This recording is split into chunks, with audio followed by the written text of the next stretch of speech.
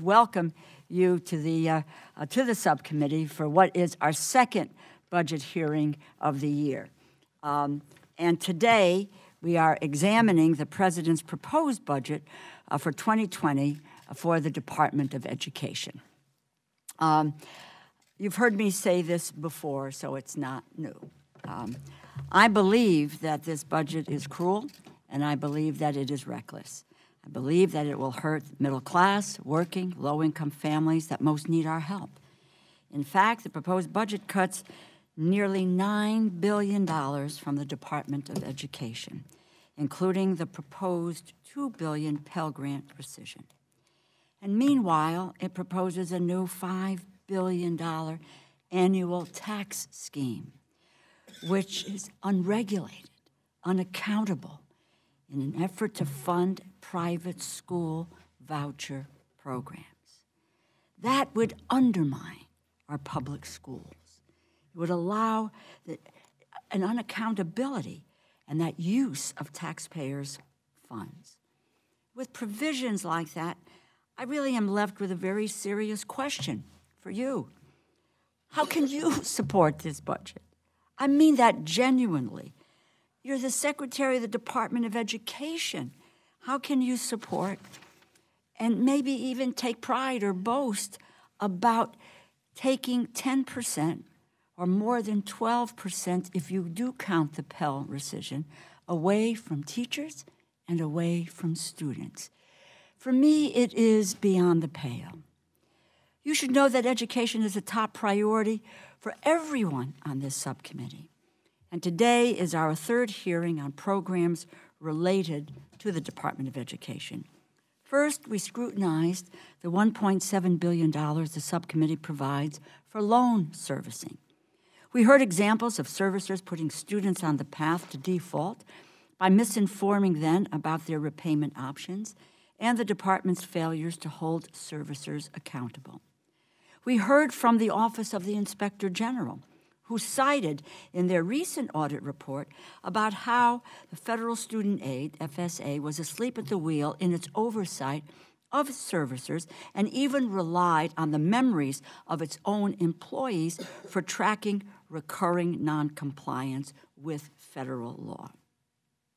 61% of all monitoring reports showed evidence of servicer failures. FSA has said that it has or will implement all of the IG's recommendations, and yet FSA has yet to fully implement past recommendations from the Government Accountability Office. And while the Next Gen initiative has promise, the department needs to be taking into consideration the compliance of contractors upholding the law, which is not currently the case.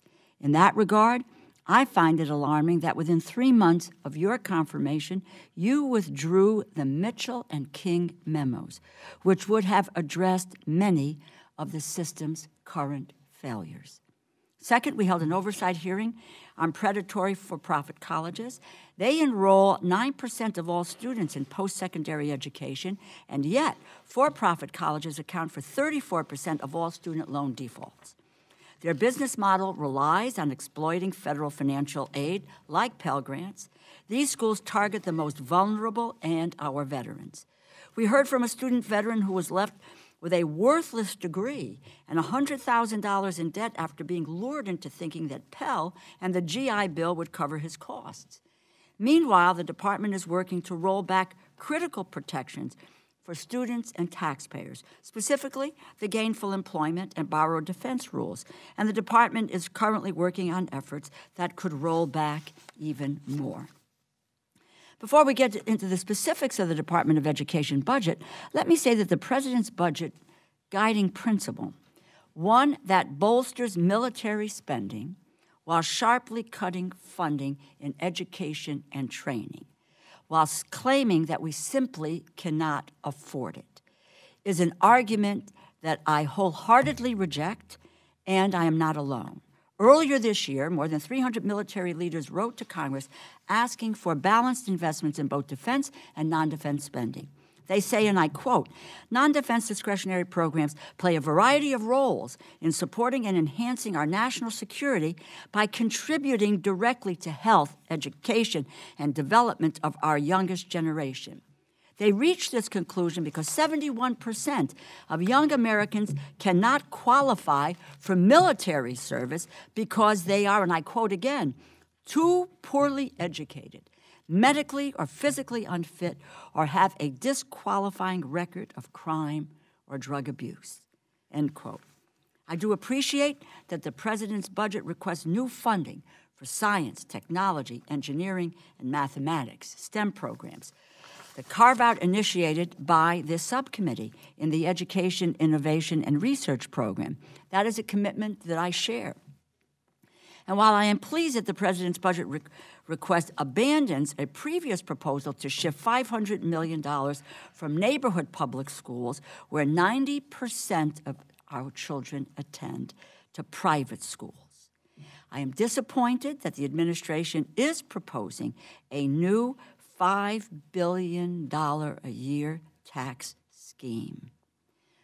Data we have strongly suggests that vouchers do not work. An Institute of Education Sciences gold standard evaluation of Washington, D.C., the only federally funded voucher program, found that vouchers negatively impacted student achievement. And I might add that you are also cutting funding for IES by 15%. This is the entity that your own budget documents say, quote, "provides valuable insight into how public dollars could be better used to improve student outcomes." The three education budgets from this administration have proposed the largest cuts to education funding in 4 decades. That's since the department was created in 1979. Madam Secretary, I have to say it. I mean, it may be offensive. Shame on you. This is your watch. You are Secretary of the Department of Education. In your testimony, you talk about freedom. But what is happening here is that you and the President are proposing to abandon middle-class families and those families who are in need. This is not freedom. Yet, I will note the administration is not shy about spending and using government when it comes to benefiting corporations and the richest, such as the $1.5 trillion tax scam and crop insurance subsidies, which can go to the richest of the rich, since there are no eligibility caps. No, the administration only opposes spending when it aids the vulnerable, when it promotes the common good, or when it makes opportunity real for people. Many of these cuts were rejected under a Republican Congress for 2 years. Yet, here they are again. You have eliminated 30 programs totaling $7 billion, and you've cut another $1 billion, eliminating the impact aid payments for federal properties, Special Olympics, after-school grants that help people with disabilities find jobs, eliminating literacy programs that build the foundation for a lifetime of learning, and the main program, Title II, that helps to attract and retain high-quality and diverse leaders while directing scarce education resources to unproven, unaccountable private entities through a new, quote, teacher voucher proposal. Eliminating a temporary fix for rejected borrowers who thought they qualified for public service loan forgiveness, and slashing adult education, federal work study, TRIO, and Gear Up. On the mandatory side, that's outside of this committee's jurisdiction, the budget again proposes to eliminate subsidized student loans and the public service loan forgiveness program, worsening the student debt crisis. In a rare move, the Trump administration's own Department of Defense opposed the House Republicans' Higher Education Act reauthorization bill last Congress because it, too, eliminated PSLF, stating, and I quote, "DOD opposes this legislation because the Public Service Loan Forgiveness Program has been an important recruitment and retention tool for the military to compete with the civilian sector. And even a boost to school safety national activities is not what it seems. It seeks to make up for the proposed elimination of $1.2 billion student support and academic enrichment grants, which includes a set-aside for school safety. The SSAE grants support mental health counselors and services, in addition to providing a well-rounded education by providing exposure to music and to the arts. The new proposal, still a poorly designed cut that does nothing to look at the role of guns in school shootings, just like the Federal Commission on School Safety failed to do as well. At this point, let me just say that I also continue to support, I continue to oppose your indefensible silence, which leaves the door open to states using federal dollars to arm teachers versus current law. Congress never contemplated that the SSAE grants would be used for the purchase of firearms. In fact, Congress denounced the presence of firearms in schools in the Elementary and Secondary Education Act, Section 4102(5)B, which promotes programs that foster, quote, the creation and the maintenance of a school environment free of weapons. And the Congress reiterated our opposition to taxpayer-funded guns in schools in the Stop School Violence Act in 2018 in the omnibus. It explicitly prohibits program funds from being used for the purchase of firearms or firearms training. I fought hard on this issue in last year's funding bill, advocating that we make clear that Congress never contemplated that such flexibility would allow for the purchase of firearms. My proposal was simple: follow current law. But we could not reach consensus, but I will keep up the fight. This year, we are going to have an opportunity to review charter schools with respect to accountability and effectiveness. The OIG has raised some issues that we must examine, including findings that states mismanaged charter school closures and that the department failed to provide adequate guidance or oversight on the issue. We are an appropriations committee, and we have appropriated serious money, more than $400 million last year alone. We need to conduct oversight. The Trump administration would do well to take a page out of the oath that doctors take, their first principle, which is do no harm. And yet, this budget inflicts harm. That is why I raise again, I do not understand how you can support this budget and be the Secretary of Education. This budget underfunds education at every turn, from early childhood education, K-12 education, post-secondary education, through workforce training. Even programs you claim to support are simply programs that you spare. Title I, IDEA, these are core programs. They are level funded. That is not sufficient. We have promised, and we owe our students and teachers more.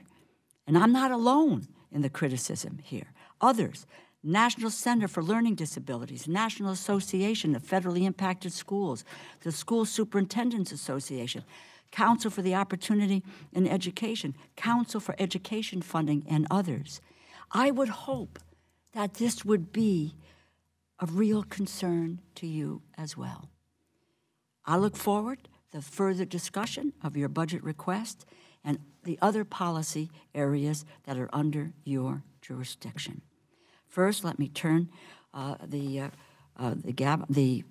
gavel. No, I'm not going to do that. That's okay. No, not on my watch. But first, let me turn to my colleague and my friend, the ranking member from Oklahoma, Congressman Cole. I would thank my friend, the chair, and if you ever want to rethink that offer, that's okay by me. I just want you to know we'd step up and cooperate. But good morning, Madam Secretary. I look forward to hearing your testimony today. As a former educator myself, I understand how important it is for our children to have access to quality education. And as the parent of a teacher who works with kids with special challenges, I understand how important the charge that we've given you is. Without question, education is one of the most important building blocks for success, and access to quality learning directly impacts lifelong development and unlocks each individual's potential. And I commend you for your efforts in this arena, not only as secretary, but as a selfless advocate for reform in the years before you assumed your current position. I was pleased to see that your budget request continues to prioritize resources to certain populations of children who need additional support. I appreciate the continued investment in these programs, such as for children with special needs and disabilities, for Indian education and rural education, and to support English learners. I was also pleased to see your emphasis on charter schools, school safety, and other initiatives that support innovation, best practices, and school choice. And I continue to be a strong supporter of career and technical education. And I'm proud that my home state of Oklahoma is leading the way in innovative models for delivering cutting-edge skills that can lead to good-paying, rewarding careers for students who do not wish to pursue a four-year liberal arts degree. I thank you for your support of those programs as well. Madam Secretary, your budget again proposes to eliminate, consolidate, or change over 24 programs. Many of those proposals make sense in the context of a reauthorization or consolidation, but I do believe others are somewhat short-sighted. I'm particularly concerned about the proposal to move the successful TRIO program from a competitive grant model to a formula grant to states. I'm also concerned about the proposal to consolidate several minority-serving institutions' funding into a single stream. As you know, these institutions serve distinct populations with different needs, and I'm not certain that such a change makes sense. But I look forward to hearing your discussion of it in the course of your testimony. Finally, I think that it may be time, in our country especially, we need more understanding of civics and our shared history. So I was disappointed as an historian to see the American History and Civics Education line proposed for termination. I know that you were faced with a difficult challenge of making all the pieces fit into a tight budget. So I do understand the need for some program terminations and consolidations. However, I caution my fellow subcommittee members that we need to take a hard look at the impact of some of these cuts will have on our own local school districts and students, and I'm sure we'll have a robust conversation to that point. Since both my friend, the chairman and Madam Secretary, you talked about the budget deficit and the wider budget, I'm going to go off script here for a minute and talk just a little bit about that, because I think this is one where we probably come from different perspectives, but I think the numbers will drive us to similar conclusions. Not widely known or appreciated even in Congress, but as we know, the budget has two big components. It's got a discretionary component, and it's got an entitlement or mandatory spending component. The discretionary component is about 30% of the whole budget. The mandatory part is about 70%. This Congress is actually, if you look, then broke down that 30% into two components. More than half of it is actually the defense budget and overseas contingency operation. Congress is actually spending less money on defense and less money on overseas military operations than it was in fiscal year 2010 and this year of fiscal year 2019.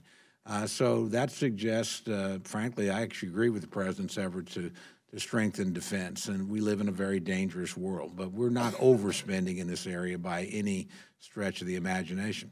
I would also remind my colleagues the same thing's true in non-defense. We're actually spending less in all these programs, everything from Meals on Wheels to Head Start to the education programs that you're in charge of, than we were in fiscal year 2010. And when you take into inflation, that means we're spending less. So actually on the discretionary side of the budget, Congress has done a pretty good job of holding spending flat and actually effectively reducing it as a result of inflation. So where's the deficit coming from? Well, it's pretty easy. It's coming from the other side of the budget. Fiscal year 2010, we were spending roughly $1.9 trillion in mandatory programs. This year, it'll be close to $2.6 trillion. Then throw in interest on the national debt, you move from about $190 billion to a little bit over 300, I think about $320 billion. So until we get serious about the non-discretionary side of the budget, we're not going to ever have a balanced budget. And we're going to continue to see, as the baby boomer generation retires and lives longer than any previous generation, a massive increase in spending on that side of the budget. Now, it gives me no pleasure to say this, but neither the current president nor the last president addressed this. The last person that tried to do anything about it was actually President Bush, who proposed Social Security reform back in 2005, and it was summarily shut down by a less than courageous Congress on both sides of the aisle, I might say. But we're going to have to revisit those kinds of questions if we're going to actually get there. And I think that's important in the context of the programs that we're discussing today, because much of the pressure that you face and that your fellow cabinet secretaries face is because neither Congress nor the executive branch under both parties has been willing to look at the other side of the budget and do the things that are necessary over there to bring us toward balance. I know that today we'll have a very robust discussion, and we'll come at it from different points of view, and that's okay.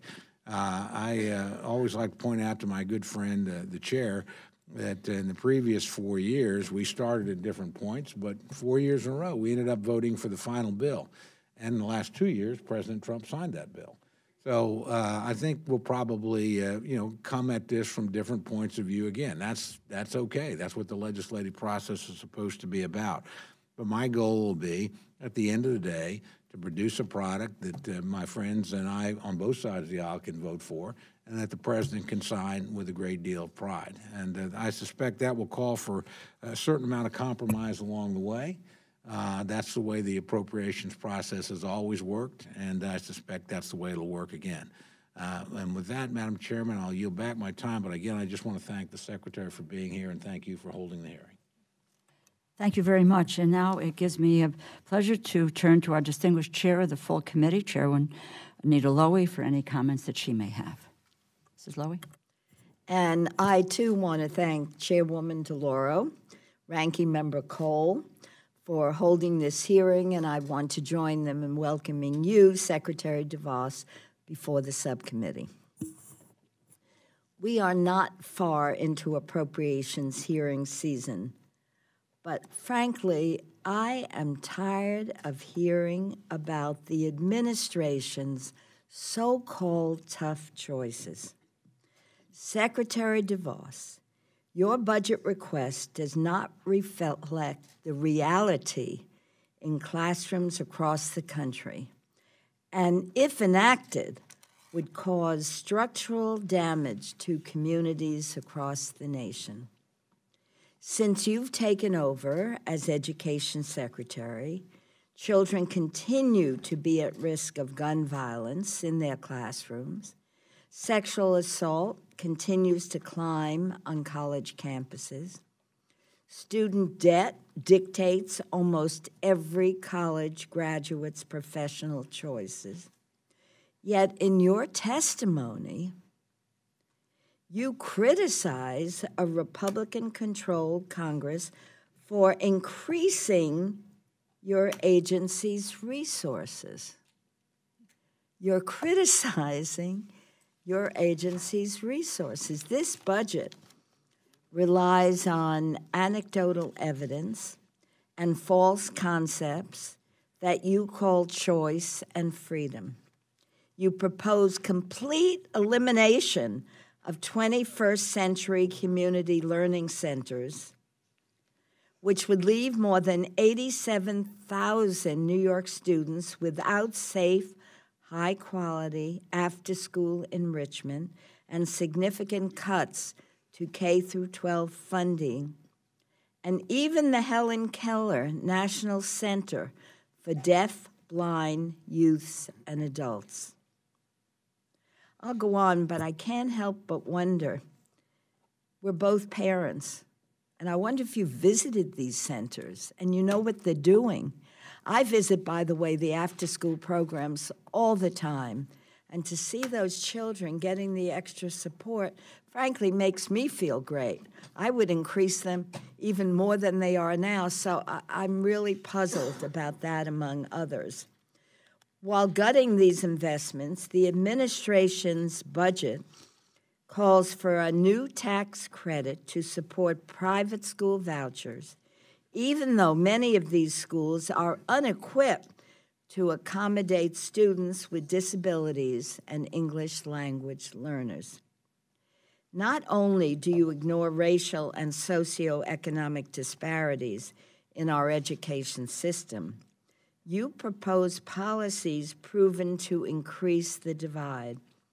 By cutting minority science and engineering improvement by $1.5 million and the child care access means parent in school program by 70%, your budget would actually decrease the diversity of STEM fields and exclude parents with financial need from access to a higher education.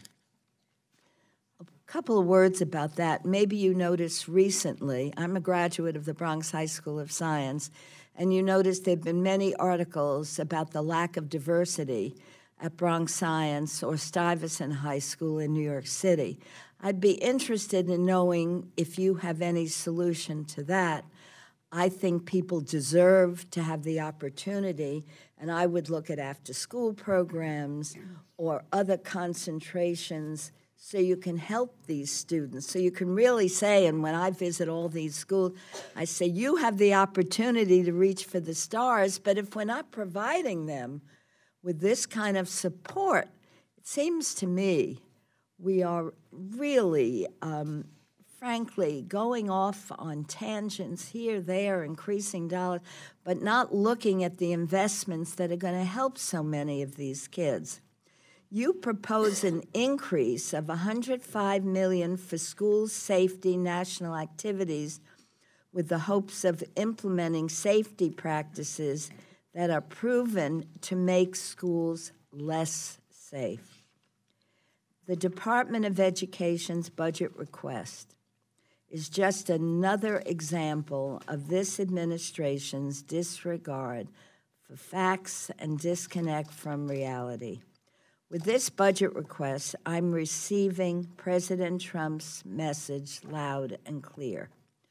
Fund the wall with money from our children's schools. I do hope your testimony and response to our questions will address these deep concerns. And thank you, Madam. Thank you very much. The Secretary has completed her testimony, which we'll get to in a moment. We will proceed to 5-minute rounds for questions. I will recognize members in order of seniority at the time of gaveling in the hearing. And then I will call on members in order of their appearance. Madam Secretary, we will be happy to place your full testimony into the record. If you would be kind enough to summarize your statement, I want to make sure that we leave enough time for everyone's questions. So please begin when you are ready. Thank you. Chairwoman DeLauro, Ranking Member Cole, Chairwoman Lowy, and members of the subcommittee, thank you for the opportunity to testify on the President's fiscal year 2020 budget. I thought it would be useful to begin by recalling Congress's commitment when it created the U.S. Department of Education 40 years ago. Then, Congress vowed that the move would, quote, not increase the authority of the federal government over education or diminish the responsibility for education, which is reserved to the states, and I'll add communities and parents. This budget reflects a commitment to that sentiment. It also recognizes who actually funds the government's budget, American taxpayers. And so we propose Congress spend their money wisely, efficiently, and with restraint. The President's fiscal year 2020 budget would reduce overall funding for department programs by $7.1 billion, which is a 10% decrease from 2019's appropriated level. This reduction is similar to last year's request and the year before that as well. I acknowledge that you rejected those recommendations. I also acknowledge that it's easier to keep spending, to keep saying yes, and to keep saddling tomorrow's generations with today's growing debt. But as it's been said, the government will run out of other people's money. Over the past 40 years, federal taxpayer spending on education has increased about 180%, amounting to over $1.2 trillion cumulatively. And yet we're still 24th in reading, 25th in science, and 40th in math when compared to the rest of the world. Doing the same thing, and more of it, won't bring about new results. I propose a different approach: freedom. This budget focuses on freedom for teachers, freedom for parents, freedom for all students. A great education shouldn't be determined by where you live or by who you know, and it shouldn't be determined by family income. And education shouldn't be an old-school, industrial-age, one-size-fits-all approach. Every student is unique, and everyone learns differently. Every child should be free to learn where and how it works for them, where and how it unlocks their potential. That's why the President's 2020 budget proposes a historic investment in America's students: education freedom scholarships. Our bold proposal will offer a dollar-for-dollar federal income tax credit for voluntary contributions to 501c3 nonprofit organizations that provide scholarships to school students, not school buildings. These students, their families, teachers, schools, states, can choose to participate in the program, or they can elect not to participate. It's a choice.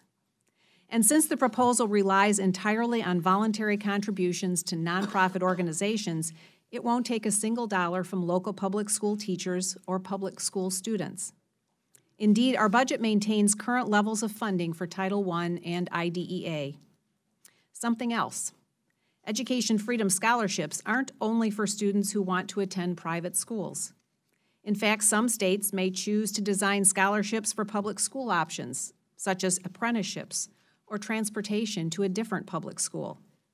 States have the opportunity to be really imaginative and to serve the unique needs of their students. We don't have to look far to see that education freedom works. Thanks to a menu of options and the DC Opportunity Scholarship Program, embraced by teachers, parents, and students alike, more than half of students in the district attend schools other than their assigned one, and there is still significant unmet demand. We propose Congress double the DC program's funding to $30 million to meet those students' needs. This administration believes students of all ages should be free to pursue multiple pathways to higher education and successful careers. That's why this budget proposes to expand use of Pell Grants for quality short-term programs. It also invests in career and technical education and streamlines student loan repayment.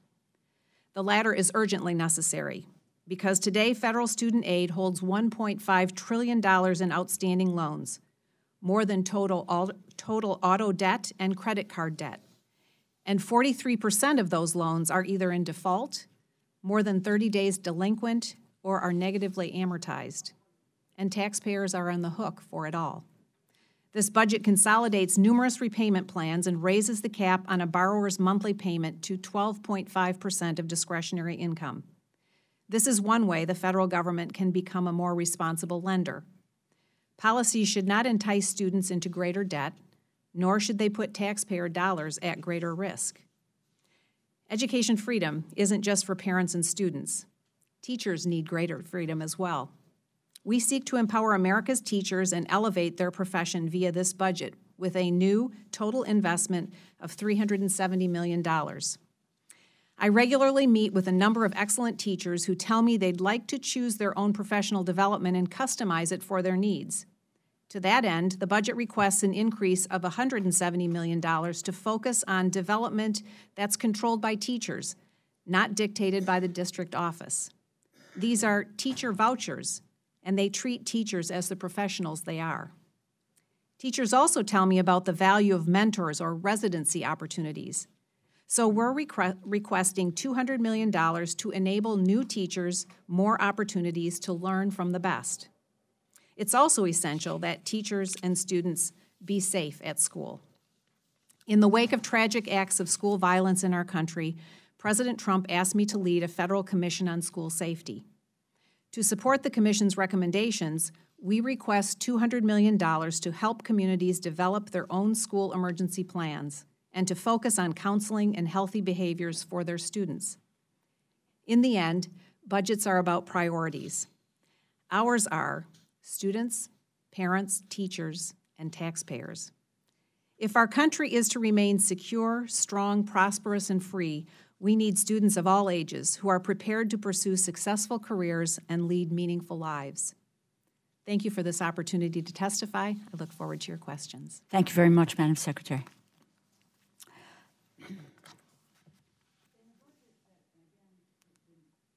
My view full of cruel cuts to education programs, it baffles me that you found room for a $60 million increase to the charter school program, or CSP, especially when you consider recent reports of waste and abuse in that program. Just this morning, Washington Post published reports that up to schools that never opened or precipitously closed due to mismanagement.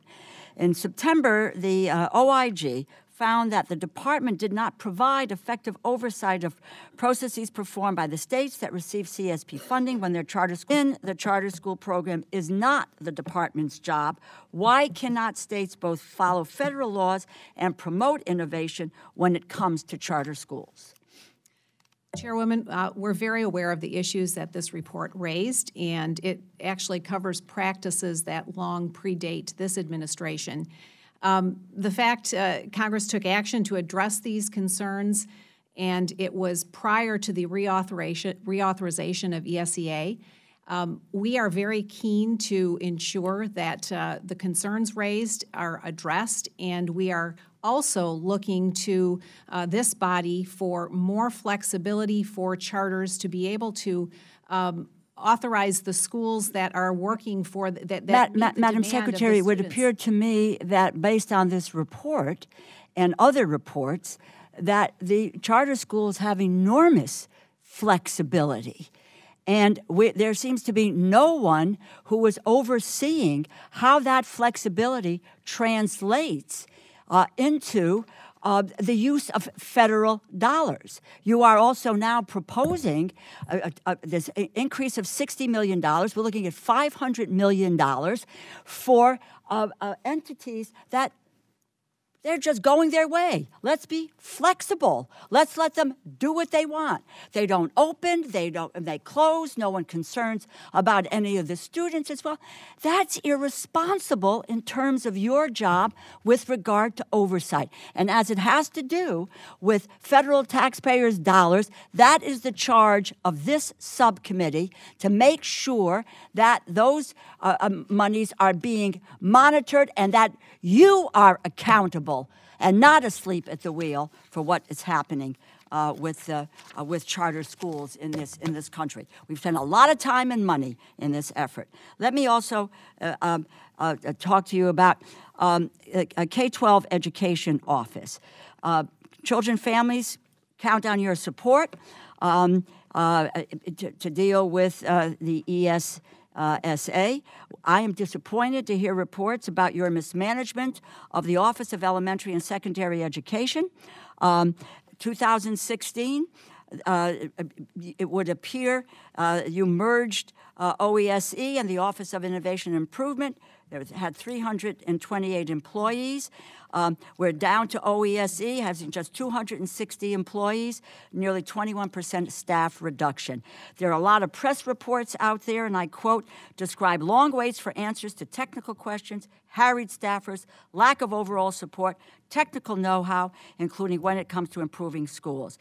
Do you see it as your responsibility to help states to implement ESSA? What is your message to states complaining that the lights are off at your Department of Education? I might also add, I believe there was a contract awarded to look at morale in the department. So.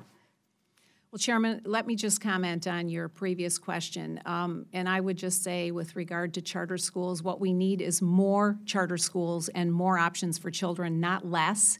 And states are proving time and again that there are wonderful options that are being developed for children of every learning type and interest, and we need more of them, not less. And when you have experimentation, you're always going to have schools that don't make it, and that's exactly as what should happen. They should close, and let's also look at how many traditional public schools have closed because they're not doing well for their students. Charter schools are a great option for thousands and thousands of students, and the demand for more of them remains very high. So we need more of them, not fewer. With regard to the department and our organization there, we have undertaken an effort to organize around the ability to be cohesive and effective in the work that we do for all of K-12 schools. And bringing in innovation and ingenuity into elementary and secondary education needs to happen no matter where the education is taking place. I'm very, very proud of the work of the department and the Office of Elementary and Secondary Education in the implementation of the Every Student Succeeds Act. Madam Secretary. They've been doing a great job. We've approved all of the... Madam Secretary, let me just say that you are taking public dollars to open charter schools, and you're taking money away from our public schools, which is where 90% of our children are. And what you're doing is shortchanging them. And I would just say, you know, some of them, if you take a look at the data and the information, we're looking at the transference to private entities, private corporate boards. They open, they close, they don't, some of them don't even open, and we are spending good money after bad, and in addition to that, you don't seem to think that there's a necessity to oversee it, to claim any accountability for it. It's God's in his heaven, all's right with the world. It's not true. We are wasting money there. And charter schools are public schools. My time is Thank you, Madam Chair. Thank you, Madam Chair. If we may, I actually want to pick up on that because I want to ask you a little bit more about it. I'm a big supporter of charter schools, and we've had, working with your office, frankly, substantial increases. So if you would, why don't you report on some of the successes that you've had in this area? Well, thank you, Chairman, or Ranking Member Cole. Thank you for the question to elaborate a little bit more on the value of charter schools to students today. We are seeing across the country, I think with the exception of 4 states, charter schools have been able to grow up in 46 out of the 50 states. And for students, it has been a wonderful alternative. We know that there are tens of thousands, if not hundreds of thousands of students who want to have an alternative to their assigned public school, and charter schools often provide that opportunity. I have visited all types of schools. And it doesn't really matter how a school is organized to me. What matters is whether the students going to that school find the right fit for themselves and are able to pursue their learning and education in a way that really draws the best out of them. We need to continue to build on that, and that's why this budget proposes an expansion in the commitment of funding to charter schools to continue to support high-quality options for students. Every state has high accountability provisions, varying accountability provisions for their charter schools, and do a good job, I think, of overseeing them at that level. We also do at the Department of Education, but the most important point of accountability are the parents who've chosen to send their child to whatever that charter school is. And we're going to continue to see great results from students who are able to pursue their education in those settings. Well, I appreciate your work in this regard. I too visit schools pretty frequently, public and charter. I've got great public schools. I've got some great charter schools, and I think you're right about the allowing parents to choose the best path and children to choose to participate in that decision. Let me ask you, one of the things that I was very pleased with in the budget was your proposals in career and technical education. Both, I hear more from employers in my district about the need for folks with skills, and frankly, I meet so many children and young people that this is the way they want to go as opposed to traditional 4-year college education. So 2 areas I'd ask you to elaborate on that you proposed. The first is your $20 million STEM competition proposal and how you see that incentivizing and building into career and technical. And second, this idea of using Pell grants for shorter-term credentialed programs. How would that work? That's actually something I've always been supportive of, but never found a way to finance because I think the demand would be just tremendous. But I'm interested in your proposals in both those areas. Well, thanks for those questions. Yes, this administration is a huge proponent of supporting alternative pathways to higher education, and career and technical education is a very important piece of that equation, and in fact is an expanding area, I think. I think one of the major hurdles is for us to perceptually, and I say us, speaking as a parent, parents often don't view career and technical opportunities as valid as, because for decades we've been told only four-year college and university is the path to success. Well, we've got to get beyond that, because today we have over 7 million jobs going unfilled that require education beyond high school, but not necessarily a four-year degree. So to your question specifically about the $20 million investment in STEM occupations and STEM pathways, we know that there are huge opportunities from a career perspective in the areas of math and science, and particularly in computer science. So that also couples with the proposal for short-term Pell.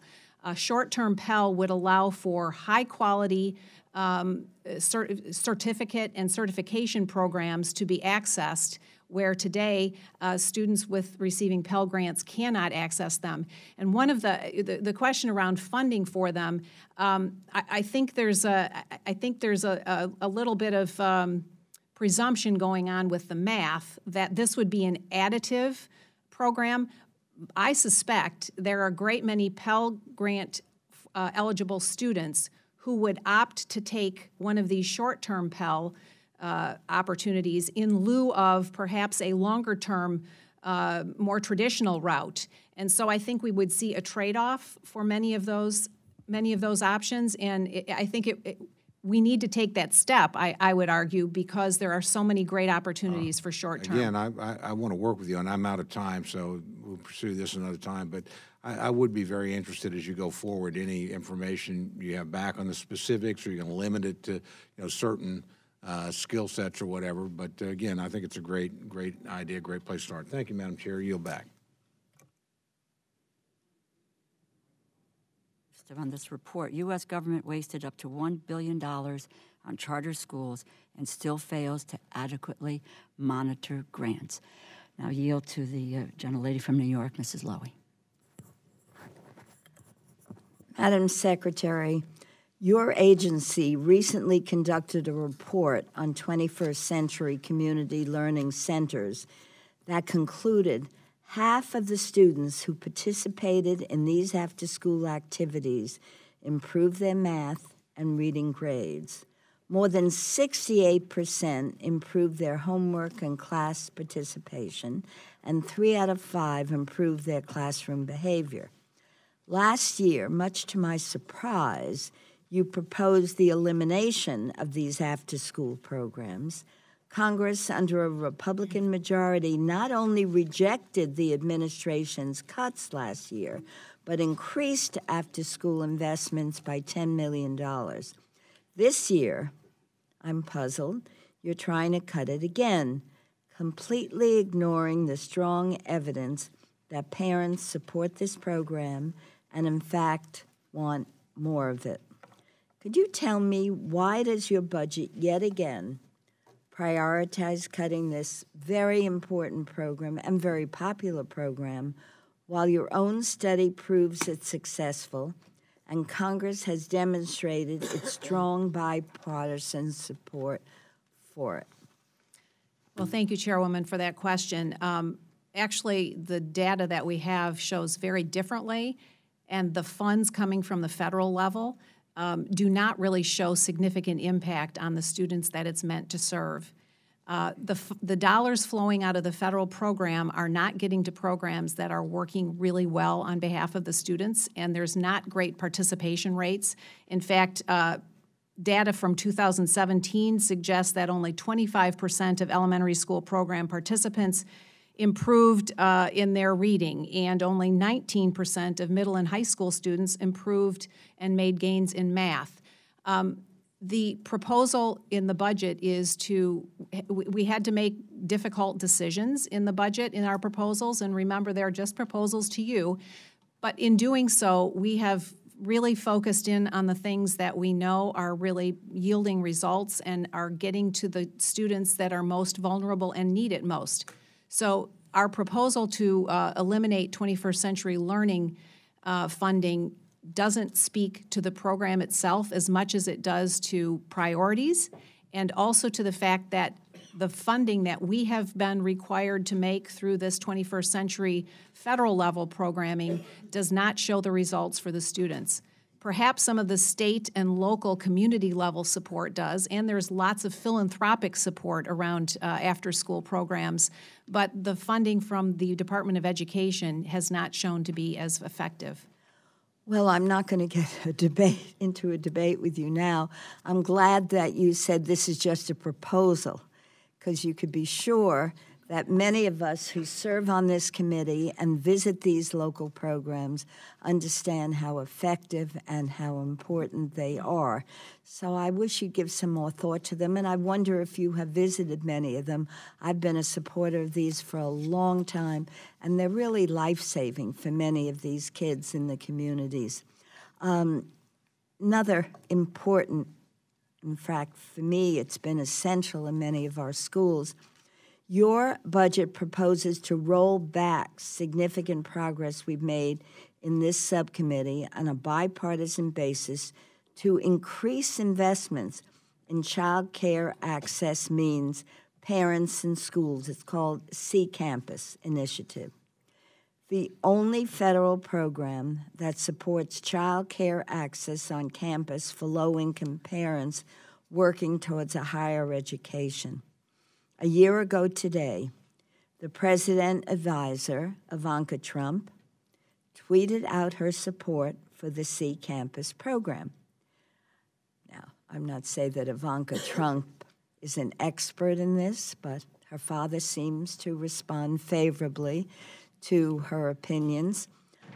Would you say that her tweet on this program signaled the administration's support for C-Campus? Well, we, again, had to make many difficult decisions in presenting this budget, and we have suggested the elimination or reduction of a number of programs. And we have continued to stay focused on the ones that are really serving the most vulnerable students. Title I funding has been held even. IDEA funding held even. English language learner funding held even. And those are funds that can be used also for children that we're talking about, not in the same way, granted, but definitely flexibility in how these funds are used. And again, we've made choices in this budget and are presenting our proposals to you for consideration. Well, I have two other questions about this, if I may ask them just quickly. But maybe that's why you shouldn't be proposing a cut in your overall budget, because I wonder if you've seen these programs and see how critical they are to many of our communities. And I wonder, has the Department of Education studied the impact these cuts would have on the 5,000 parents who would lose access to on-campus childcare? And I'd like to see the data to predict how this elimination would impact degree completion. My time is up, but I would hope you can respond to me. I've been to these schools. I've worked with these schools. I see the impact. I see the impact on the parents and on their kids, and this is such an invaluable program. I know we're going to reconsider it, and I would hope you would educate yourself about this program as well. Thank you, Madam Chair. Congressman Molinar. Thank you, Madam Chair. Secretary DeVos, thank you for being here with us and appreciated your overview and the work you're doing. A few things I wanted to just comment on. One is you've done a great service today by clarifying that charter schools are public schools. In Michigan law, we call them public school academies. I was a former charter school administrator, and I think one of the biggest misconceptions is that somehow charter schools are not public schools, and I thank you for doing that today. It's something that I've seen tremendous things in Michigan. It's part of Detroit's comeback, some of the charter schools there that are giving parents and their families' opportunities in an area where they aren't being served. And so I appreciate your advocacy. I wondered if you would speak a bit more about some of the proposals you have on expanding options for school choice for families. And also, if you would, explain to us who benefits from that. What's the type of student, who really benefits from that? Well, thank you, Congressman. Appreciate that question very much. The main proposal that this administration is advancing is called Education Freedom Scholarships, and it would create a federal tax credit that capped at $5 billion annually that states could elect to participate in or not. If they did elect to participate, they would create programs or augment programs that they already have existing in their state and would give access to families as they decide. So most programs today that in states are means tested, and most students that today are benefiting from school choice education freedom programs are students that are vulnerable, that have been stuck in schools that aren't working for them. Their families can't move somewhere else like so many others can. They cannot buy a home in the suburbs where a good school is. And so it gives these children opportunities that they haven't had before. And the beauty with the Education Freedom Scholarships proposal and initiative is contributions to it are voluntary. Nobody's coercing anyone to give. Nobody's coercing any state to participate, and nobody's coercing any family to participate in the programs that the states create. What it will do is give a lot of children, hundreds of thousands of children across the country, the opportunity to find an education fit that's going to be right for them. And you know, one of the concerns that was raised earlier is you know, school violence, you know, threats to student safety, student achievement.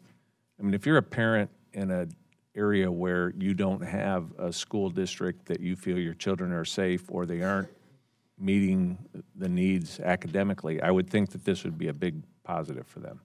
It would indeed. In fact, I would cite a program that Florida recently enacted called, I think it's called the Hope Scholarships Program, for students who are bullied in their assigned school and or are have acts of violence committed against them. They are able to find a school that will work for them through this Hope Scholarships Program. So states could elect to adopt something like this. And Florida could elect to augment the program that they have, but giving parents and students options to find the right educational fit for each child, I think is an imperative. And then I wanted to also follow up, and Mr. Cole was mentioning some of the ideas around the Pell grants and some of the short-term Pell. One of the things I'm experiencing in my district as I meet with owners of businesses, manufacturers, consistently they're saying we could hire more people. We just need to have people with the right skills. We would, love to have some kind of a certificate training program. In my home area, there's a company that it's a chemical company. They have a fast start program with a community college where it's a intensive short-term program, and then these are very good paying jobs once they get in. Is this kind of what you're looking at for the short-term Pell? Yes, indeed. And I think it's a great opportunity in communities and regions for employers to work with educators and really come up with proposals that are going to work for the employer's needs, and that that educators will be able to come in alongside of them and help create the kind of curriculum that is going to be absolutely perfect for the situation that that particular community or that region needs. And yes, this is exactly what a short-term Pell proposal could help to address. Okay. Thank you very much. Thank you, Madam Chair. Thank you. Congresswoman Lee. Thank you very much. Thank you, Madam Chair, and my ranking member for this hearing. Welcome, Madam Secretary. Madam Secretary, you remember Steve Bannon, right? Steve Bannon indicated that the Trump administration's goal was to deconstruct the administrative state. And each cabinet official who comes to this committee presents budget that really reflect that agenda.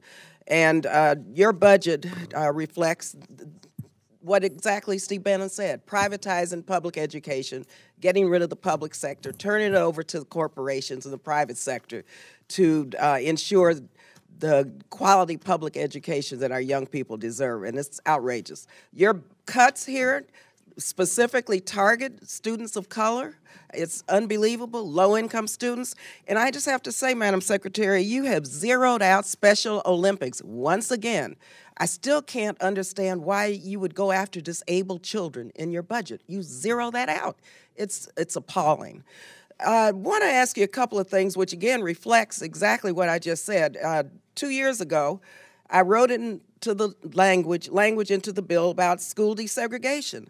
The language asks for a report from your department in coordination with the Office of Civil Rights to submit to this committee detailing recommendations on how to address the adverse impacts of segregation, including Title VI school monitors, to ensure that every student has the opportunity for an equal education.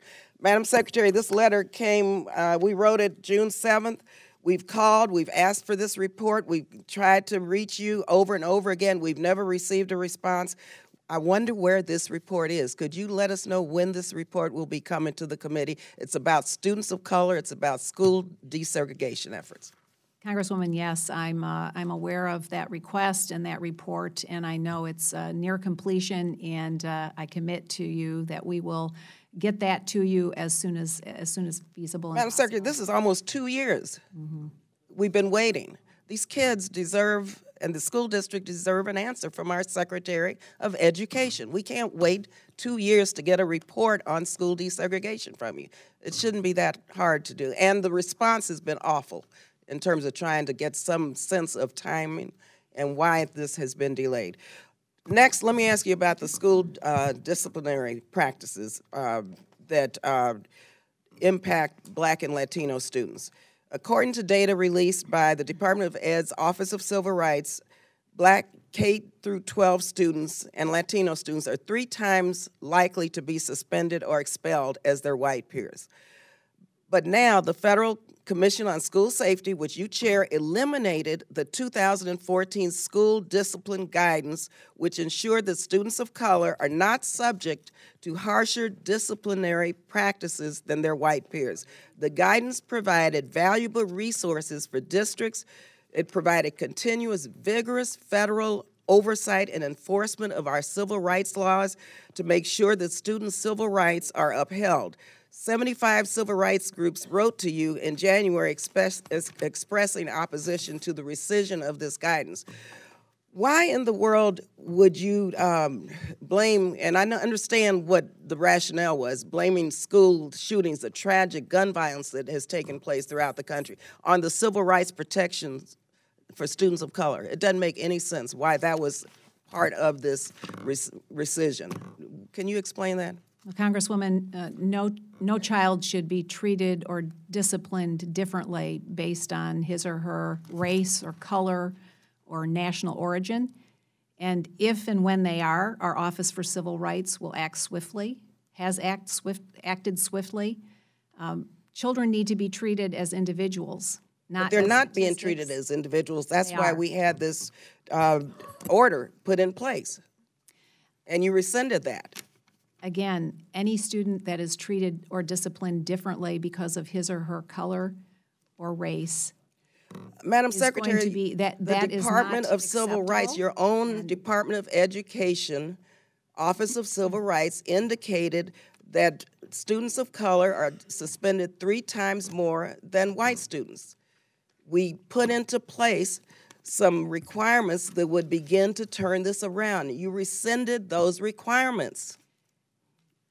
So what Again, message does this send to school districts? No student should be treated or disciplined differently But based Madam on their Secretary, they race. are treated differently. They are treated differently. No, if they differently. are, it's discrimination. Well, then The why Office in the for world Civil would you Rights and the Office for rescind Civil Rights the orders that would correct for this? The letter amounted to quotas. Children are individuals. They're Madam not Secretary, a this statistic. didn't involve quotas. This gave direction on how to correct this horrible problem that we have throughout the country. You go to any community of color where you have schools that are trying to, with minimal resources, provide the best education they can, and you will see what is taking place. So this did not amount to quotas. This amounted to providing those tools and guidance to make sure that students' civil rights are protected. And you rescinded that. Every community needs to be able to handle their classrooms and discipline in the way that works for them. And if Madam Secretary, thank God we had Brown versus Board of Education. The federal government gave us a chance to go to public schools. We needed the federal government to provide that oversight for civil rights protections.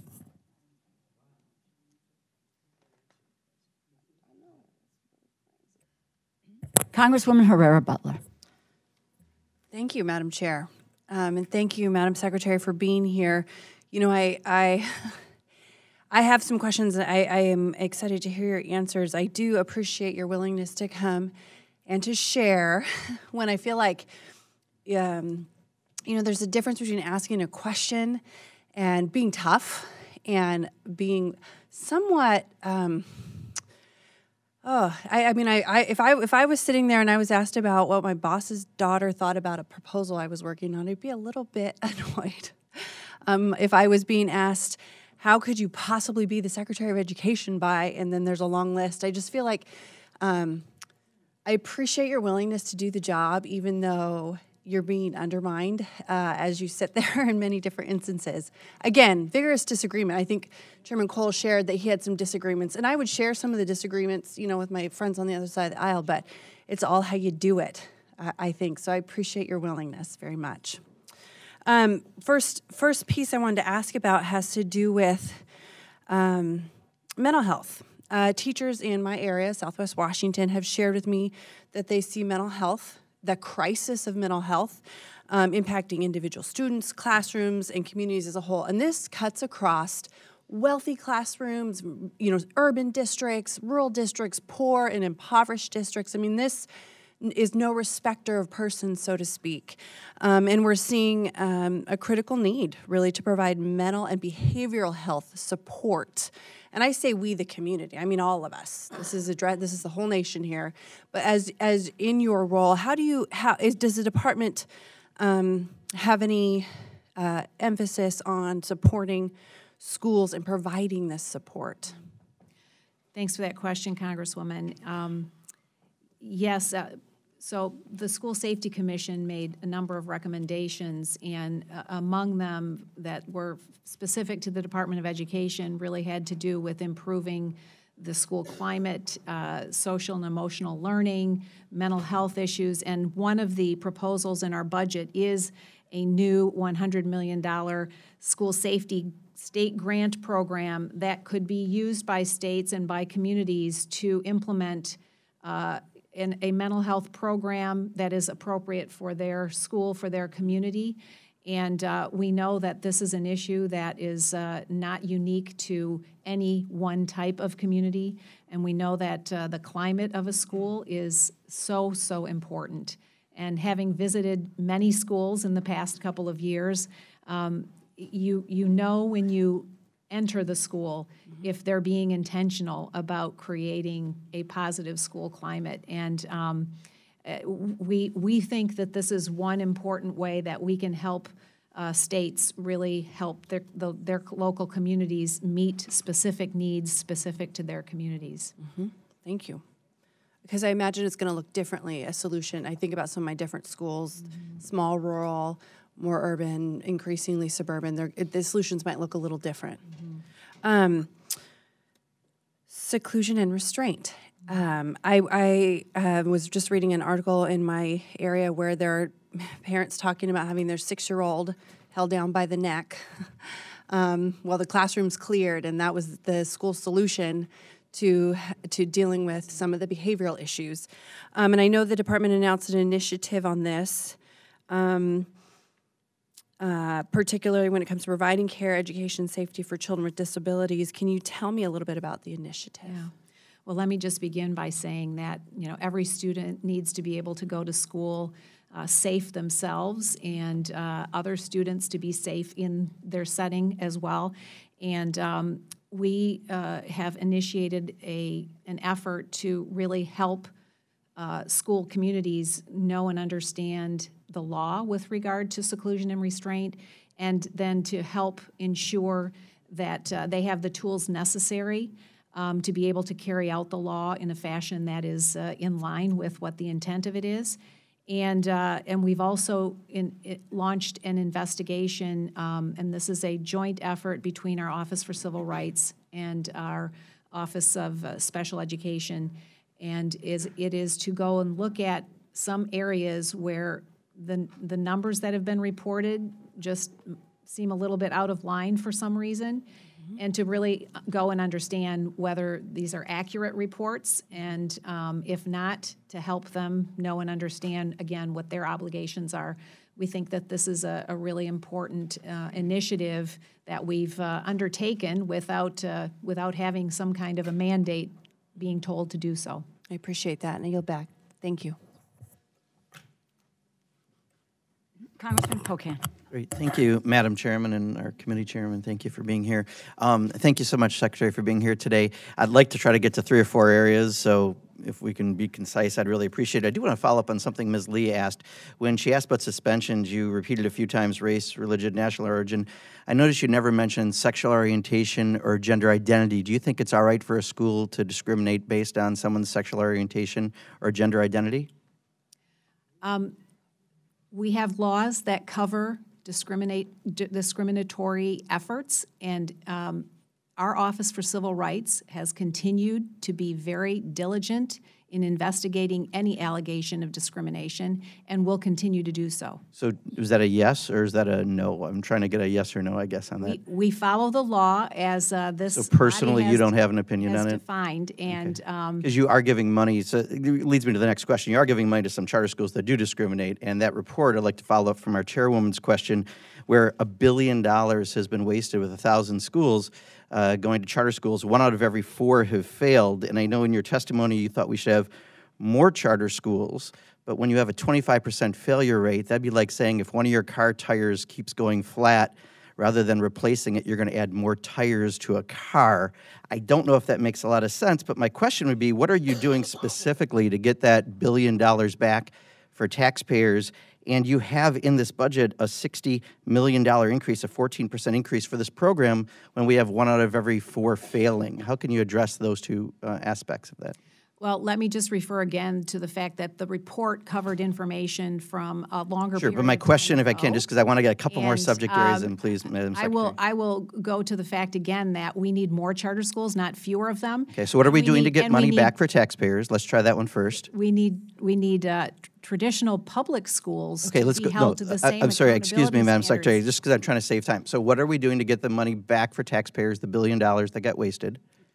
I'm not sure that that's the ultimate conclusion, but we'll certainly look into. Are we doing anything to get the money We'll back? certainly look into that. And So we're not as a doing part of anything the to get the money context of back. that report. This is interesting how we ask questions. I feel like I'm speaking a different language. I'm sorry. Okay, so then the second part of that is we have an increase, yet we have the failure rate. All right, so let me go to another area, and I want to follow up on the thing Ms. Lee mentioned about the cuts to Special Olympics. Do you know how many kids are going to be affected by that cut, Madam Secretary? Mr. Pocan, let me just say again, we had to make some difficult decisions with this budget. Again, this is a question on how many kids, not about the budget. I don't know the number of kids. It's I also know that 272,000 kids. That's all. Okay, I'll answer it for you. That's okay. No problem. It's 272,000 kids Special Olympics that are is affected. an awesome organization, one that is well supported by the philanthropic sector as well. Sure. I'll tell you, And this reclaiming is my one- time if I could, Madam Secretary, because there's a couple more parts to this. So also, we have cuts that go in the special education grants to states from $3 million to $2.2 million, a 26% cut. And then also in this budget, you have a $7.5 million cut to the National Technical Institute for the Blind, a $13 million cut for Gallaudet University, a $5 million cut for federal program for print books for blind students. and you recently had a federal judge rule against us on some areas around special education. I have 2 nephews with autism. What is it that we have a problem with children who are in special education? Why are we cutting all of these programs over and over within this budget?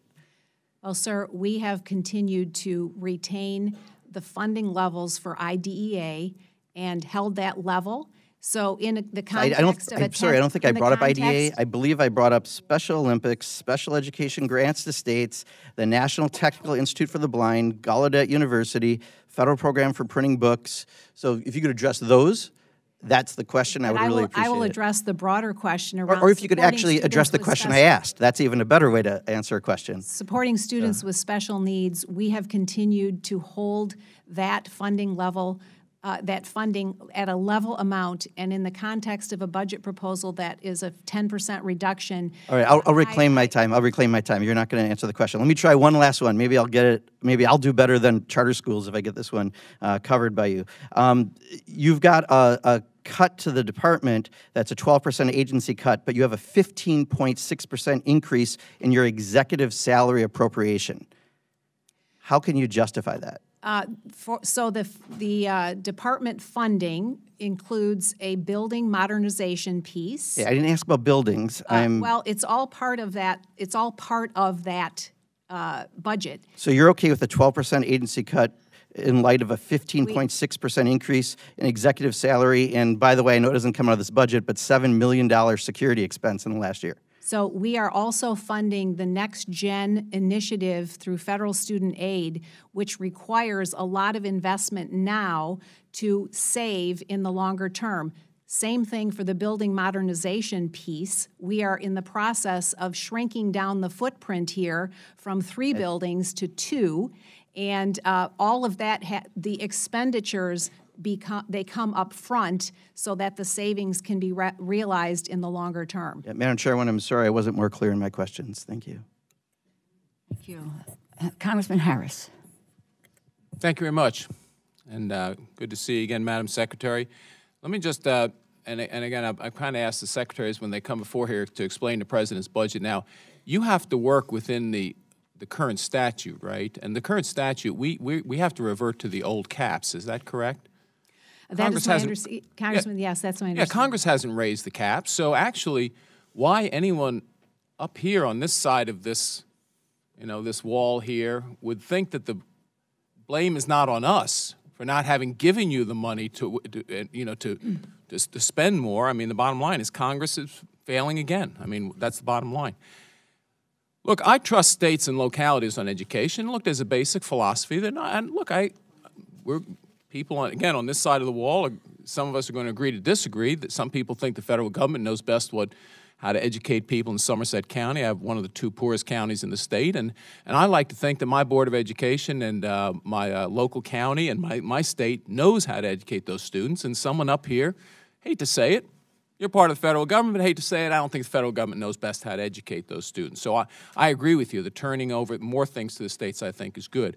I also think that freedom is an American principle. I think freedom and choice are our principles, and I think that charter schools embody that principle to a large extent. So I think that it was a great idea to highlight charter schools in your budget, and especially the state facilities incentive grants, because it always bothered me. I used to sit on the Education Committee in the state Senate in Maryland.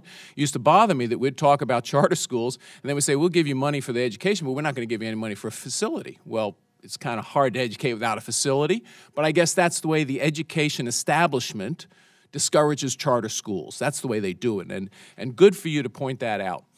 Now, you testified that, and you're going to have to explain, give me these numbers again, the reading, science, and math, where we stand in the nation, and I'm sorry, in the world. Was it 24th in reading, 25th in science, 40th in math, or did I get one of those numbers wrong? No, 24th in reading, 25th in science, and 40th in math. 40th in math. So this is after 40 years of federal involvement.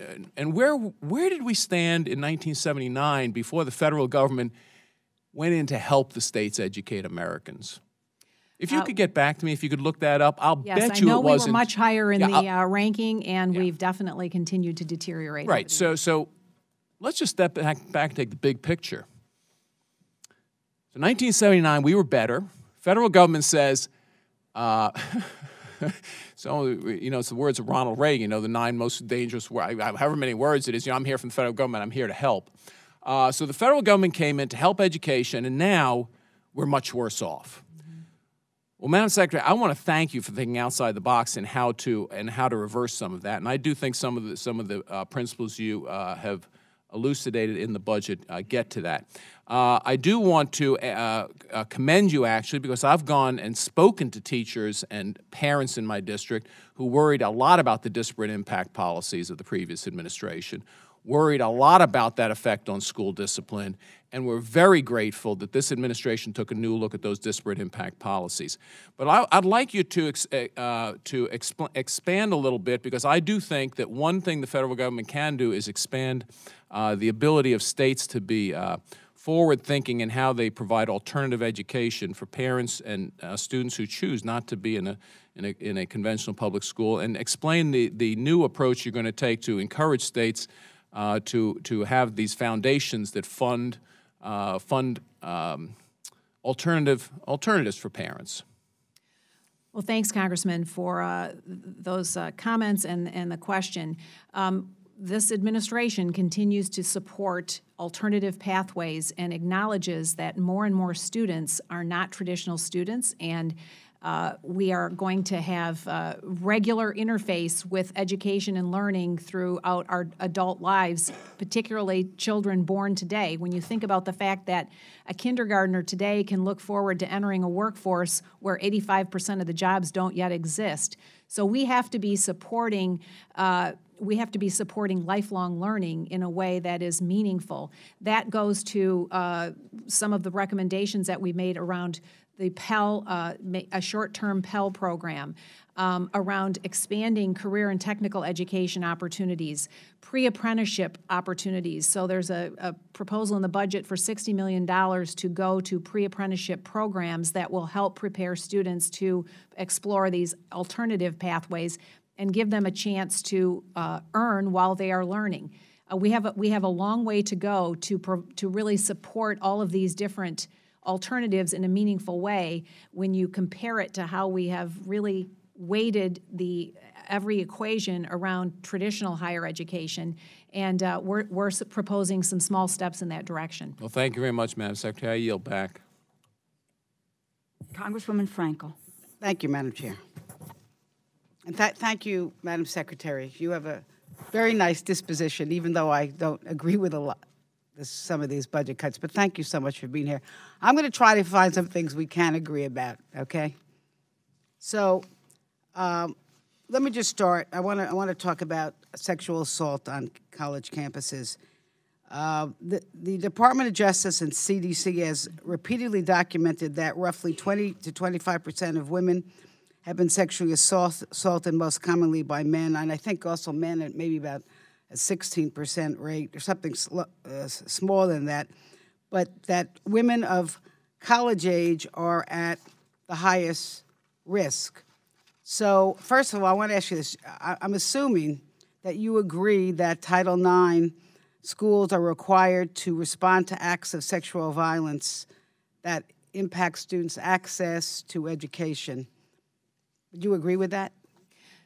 I would, Congresswoman, but let me just say that I've said before, and I want to emphasize again, that one act of sexual violence is one too many, and one student that does not have due process is one too many. Okay, well, let me just, if you could, just to reclaim my time, if we have time, you could talk about the perpetrators and so forth. But do you agree that in practice many schools are failing to protect victims or hold perpetrators accountable?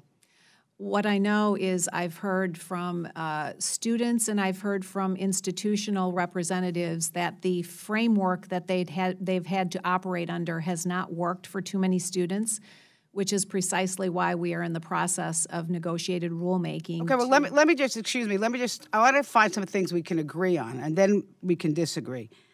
I am assuming you would agree that people who are subjected to sexual assaults experience terror, helplessness, profound humiliation, and that sexual assaults are among the most harmful traumatic experiences.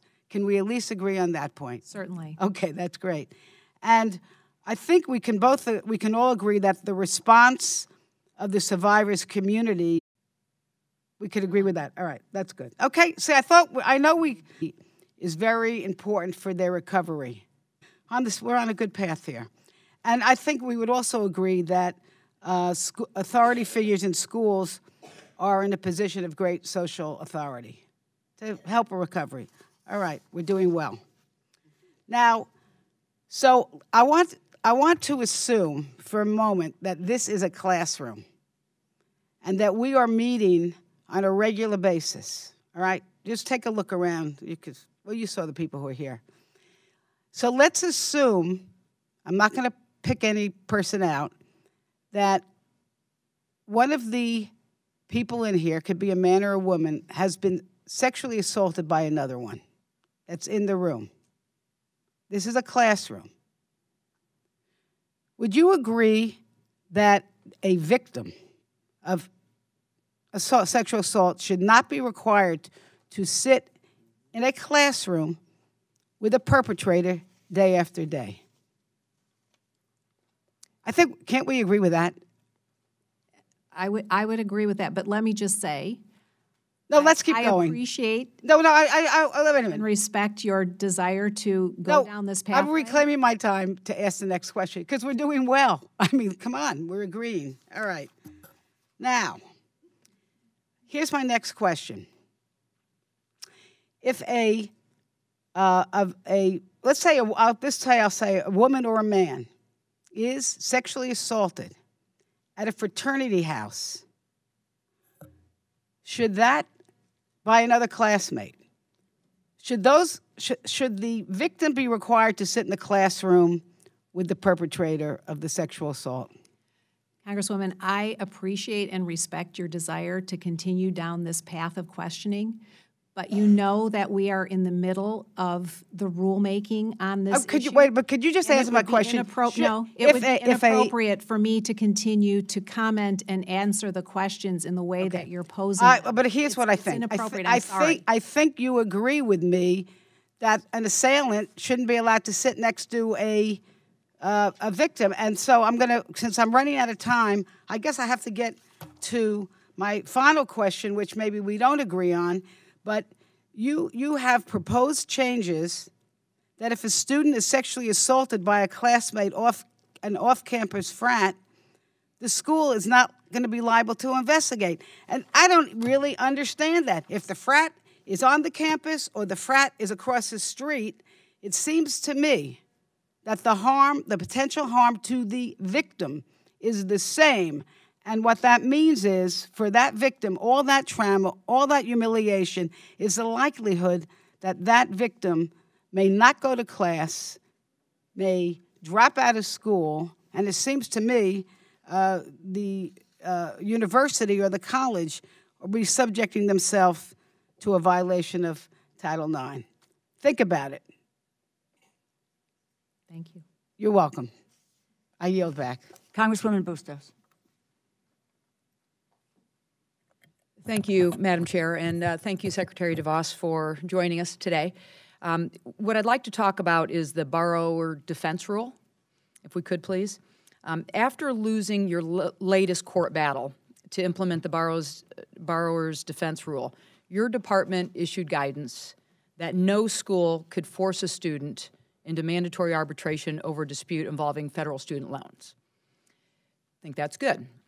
Yet your guidance stresses that schools could continue to use mandatory arbitration as long as the dispute did not involve a federal student loan. Is that correct? I think that's correct. These enrollment contracts where schools hide these mandatory arbitration clauses in fine print, which is standard, students have to enter these contracts in order to attend school. They don't have a choice. So I'm wondering, Madam Secretary, why you would continue to encourage schools to take away students' rights as a condition of going to school. Well, Congresswoman, let me just speak broadly on the question and the issue. We did not agree with the Obama administration's approach to this.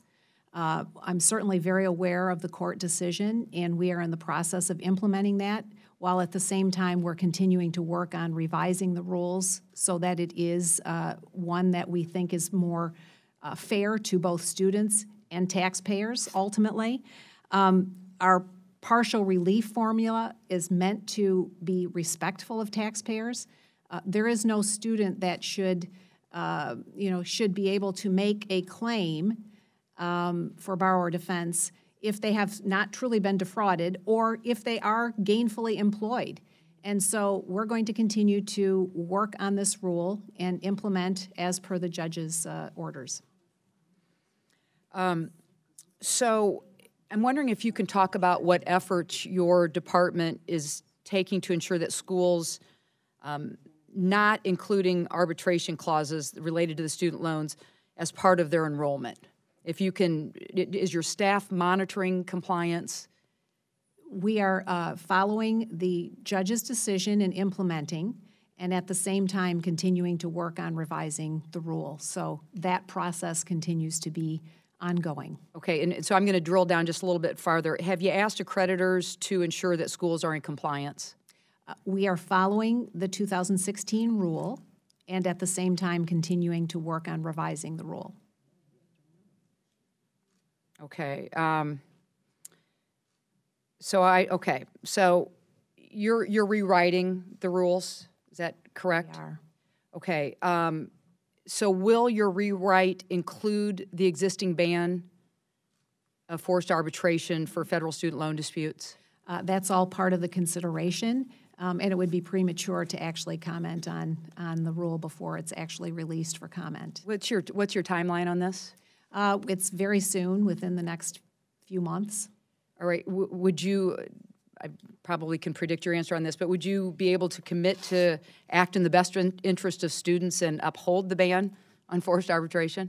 Well, I commit to acting in the best interest of students. I do that every day in my job, and will continue to commit to working on this rule so that it is one that we can be very supportive of and that is equally fair to students and to taxpayers. Okay. Since I got a minute left, I'm going to address teacher shortage. So I'm from the state of Illinois, and we've got a severe teacher shortage issue. About 1,000 positions that can't be filled. Number one, it's in Chicago, which is outside my congressional district, but the other two are in the cities of Peoria and Rockford, which are in my congressional district. So this is an issue. I've done roundtables on this and have learned from teachers that they feel undervalued, they feel underpaid, they feel overworked. Your budget cuts a critical Department of Education program that school districts can use to improve teacher recruitment and retention. And I know that you've stated that you consider teacher hiring a local issue. But you've also stated that you wanted to help facilitate the sharing of best practices to bring more teachers into schools. And I'm wondering if you can elaborate on some of the best practices and share your next steps to help the states and districts with teacher shortages. I'll just leave it at that since we just have a few seconds left here. Thanks, Congresswoman. I, too, have met with and talked with many teachers and know that way too many of them do feel undervalued and underappreciated. That's why our budget has proposed to really give teachers an opportunity to develop themselves in a way that works for them through a teacher voucher that they can use for their own professional development. One of the things I've heard consistently is that they have been basically told what development to take, when and where, whether it's relevant to their particular subject area or their particular development need. And so we think that this is a really good way to begin to get at that and to show the kind of honor and respect that they should have and to elevate their profession. We also think that through the investment in mentorship and residency opportunities, that teachers will, really great teachers will find a way to continue to develop their own career path and not have to leave the classroom as too many of them have to do today in order to continue to develop their own career path. They go into administration, and then they're no longer in the classroom. And it doesn't need to be an either-or like that. It can be a both-and. They can continue to be in the classroom and develop a career path if they have the opportunity to teach, as teachers, to teach the teachers. And the mentorship and residency program will allow that kind of opportunity to develop well. I'll yield back. Thank you. Congresswoman Watson-Coleman.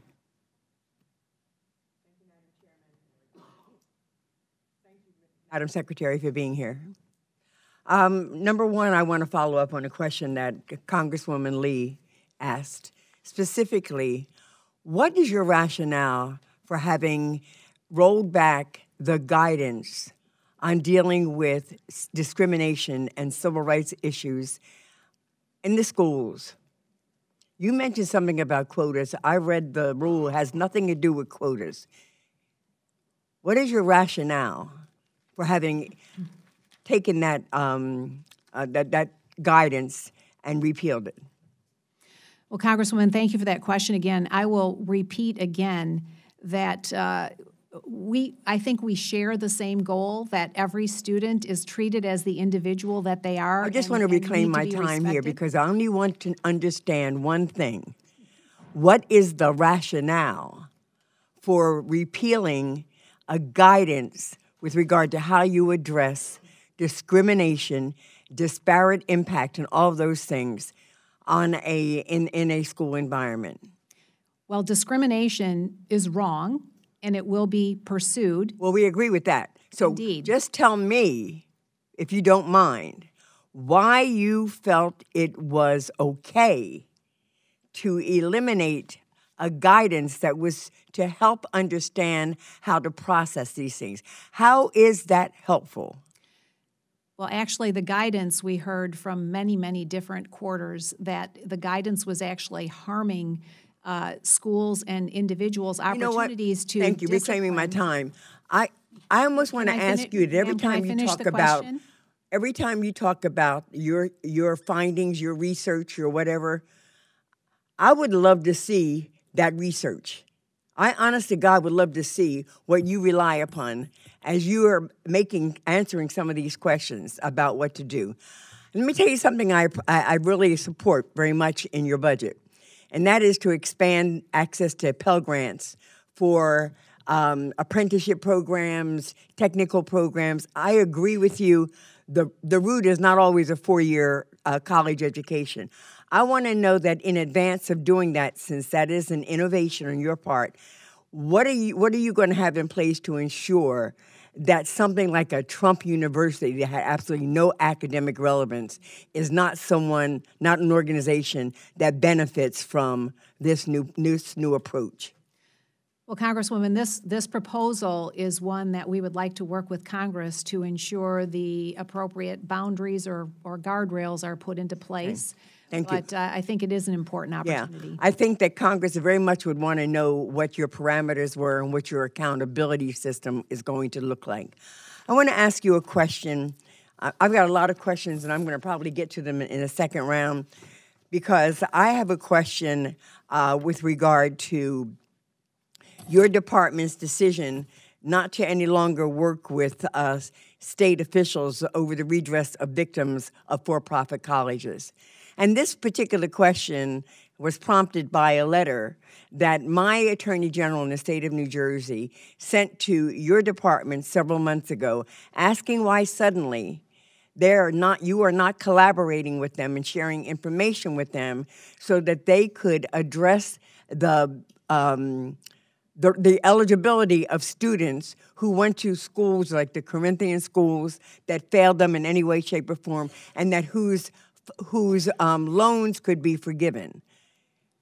A, I'd like to know why you haven't answered that letter yet.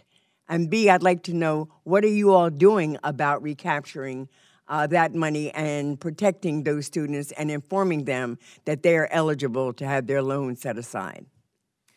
Well, Congresswoman, I certainly want to make sure that we answer your inquiries and requests thoroughly and promptly. And if you could just submit a specific question for the record on what this particular matter is, we will be happy to. I would really have no problem sending it to you. I simply want you to know that the question that this is prompted by is a letter dated May 17 to you by our Attorney General, Gubrier Graywall. And so I would appreciate an answer. I'll send you the letter again. I would appreciate an answer in a more timely fashion, and he hasn't gotten one. I guess I have to yield back now. I have a second round's worth of questions. Thanks, the gentlelady. Congresswoman Roybal-Allard.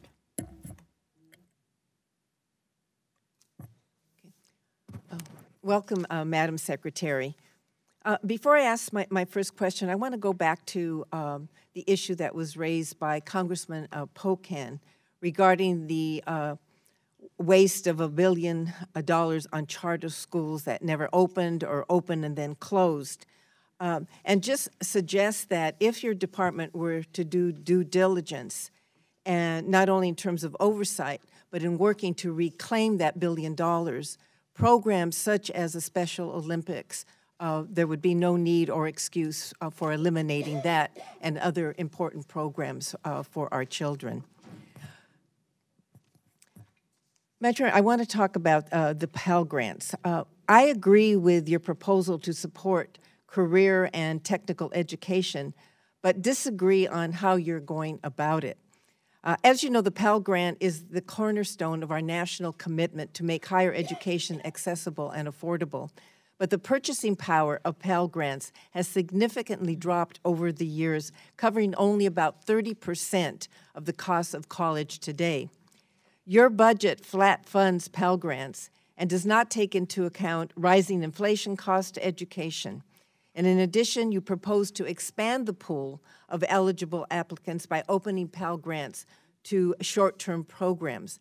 How do you hope to finance the additional demands on the program, given that you provide no additional funds for the likely increase in Pell Grants? Well, Congresswoman, thanks for the question. The proposal for short-term Pell, Congress may well decide to expand the Pell funding. Our proposal is to continue to hold Pell level, but acknowledging that many students that might opt to take a short-term certification program may do so in lieu of a more traditional, longer-term program, which in fact could probably be less costly to both the students and ultimately the taxpayer. But we are looking forward and happy to work with you to set up those kinds of parameters and would welcome the opportunity. Okay, well, I would suggest that you are not going to get enough students to switch from whatever profession they're seeking that needs a 4-year degree to take these shorter terms. So I'm hoping that, and I'm sure that our chair, we will be in fact putting more money into the Pell Grant program.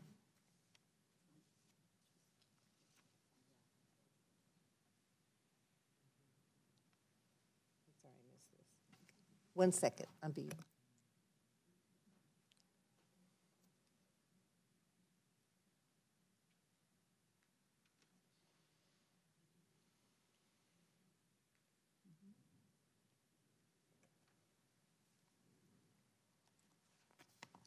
I'm just going to move on to my next question. For the third year in a row, your budget proposal has called for complete elimination of the Title IV program, stating that it is duplicative and ineffective. This is the same program that your department repeatedly touts as offering local control and flexibility to districts, and even goes so far as to suggest using these program funds to improve social, emotional learning, school climate, and student safety as recommended in the report from the Federal Commission on School Safety that you co-chaired. So why are you ignoring your report's own recommendation and calling for the elimination of a program that for thousands of districts across the country is the only flexible funding available for things like music, PE, STEM, mental health services, school counseling, and violence prevention? Thanks for that question, Congresswoman. We've proposed this particular program elimination because it has been very thinly spread and has not been shown to be particularly effective at any particular thing. But with regard to school safety initiatives, the administration's budget proposal broadly between the 4 departments that are touched by school safety issues is proposing $700 million specifically around to support recommendations from the School Safety Commission report. And the Department of Ed's budget includes $200 million, $100 million of which would be for supporting mental health and social emotional learning initiatives at the school level, at the local level, and the balance of it for helping schools to do emergency planning and assessments and take proactive steps to really prevent any acts of violence. So you're actually disagreeing with your own department's recommendation and the commission that you co-chaired? No, not at all. In fact, we think that the proposal of the budget really helps get after some of the things that the commission's report recommended and helps support those initiatives. In your testimony, you stated the following, and I quote, "Students may be better served by being in larger classes if by hiring fewer teachers, a district or state can better compensate those who have demonstrated high quality and outstanding results." End of quote. This is contrary to decades of longstanding credible research like the student-teacher achievement ratio that actually recommended on average student-teacher ratio to be 15:1. So what evidence-based research do you have to back your statement? Well, that must be in my written testimony, and I would just comment to the fact that given education freedom initiatives, there are different kinds of environments in which students learn well. Some students can learn better with larger classes, with more students to collaborate with, to learn with, and others in smaller. Can you just cite what research you're using to make that? There's plenty of research that will undergird the fact that mandating a specific class size doesn't yield results. I would be happy to have, if you submit a question for the record, I will be happy to do so. Thank you, Madam Chair, and thank you, Madam Secretary, for being here today. I want to go back to the school safety report. Within one section of that school safety report, your commission did recommend, we've discussed it earlier, rescinding the 2014 guidance entitled Rethink School Discipline Guidance. Is that correct? Yes, that's correct. And you, as Secretary of Education, you went ahead and rescinded that in January of 2019. Is that correct? That timing might be about right. It might be a little bit. But you did rescind it in your official capacity. Is that right? Yes. And your words, the guidance was, quote, well-meaning to address the fact that black boys are 3 times more likely to be suspended and black girls are 6 times as likely to be suspended.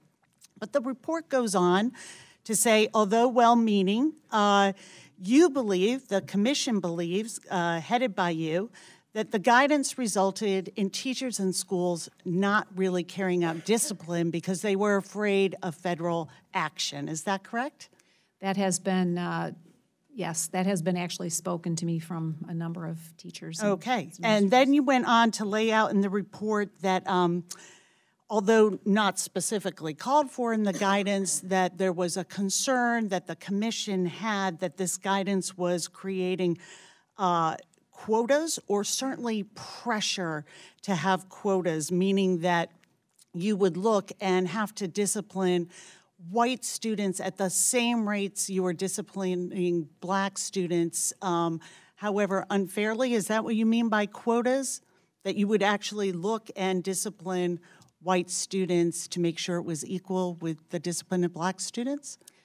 Well, Congresswoman, if what you're asking is about whether students can or should be treated differently I'm for the asking same that infraction? that is what you wrote in your report, that this was a concern that schools would feel pressure to have discipline quotas.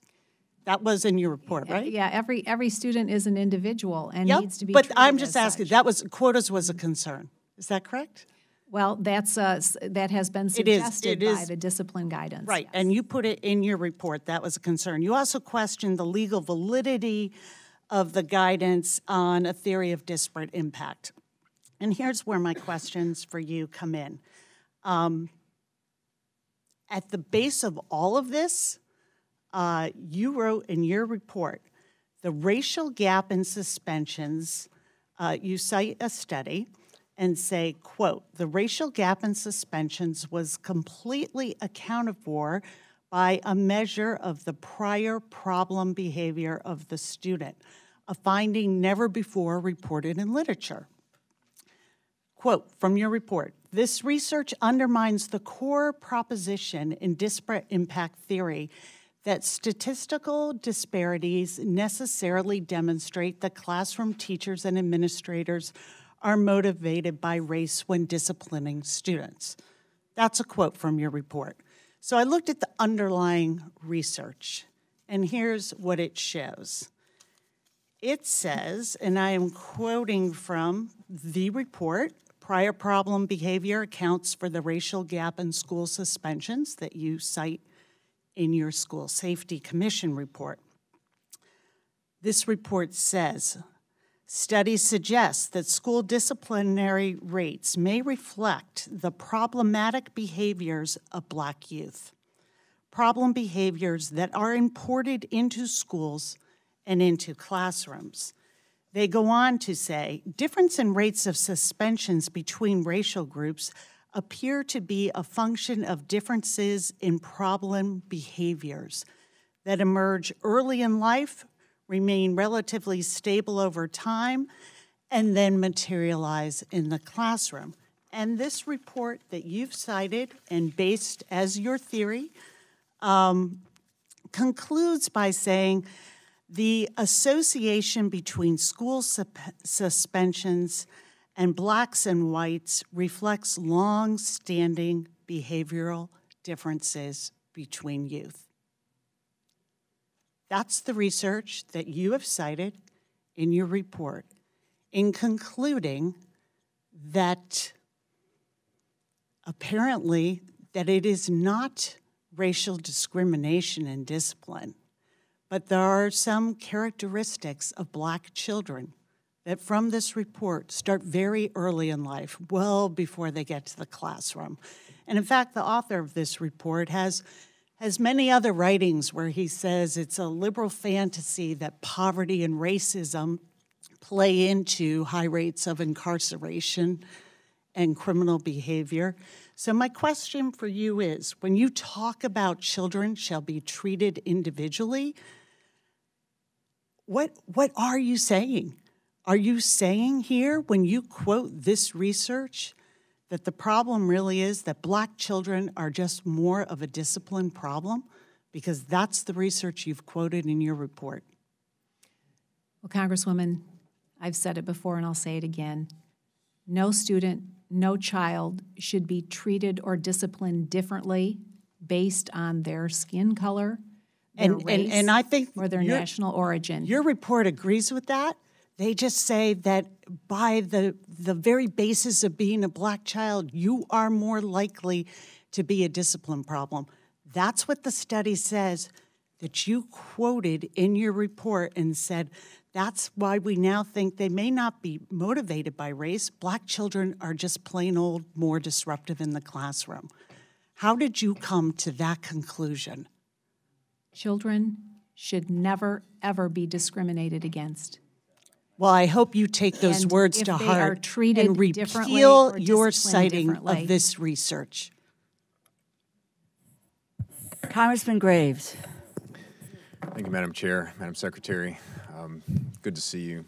First, let me just thank you for your many years of commitment to children's education, your personal heart, your spirit that you've shown is is amazing, and I want to thank you for that. I know that's just been a driving commitment of yourself and your family for many years.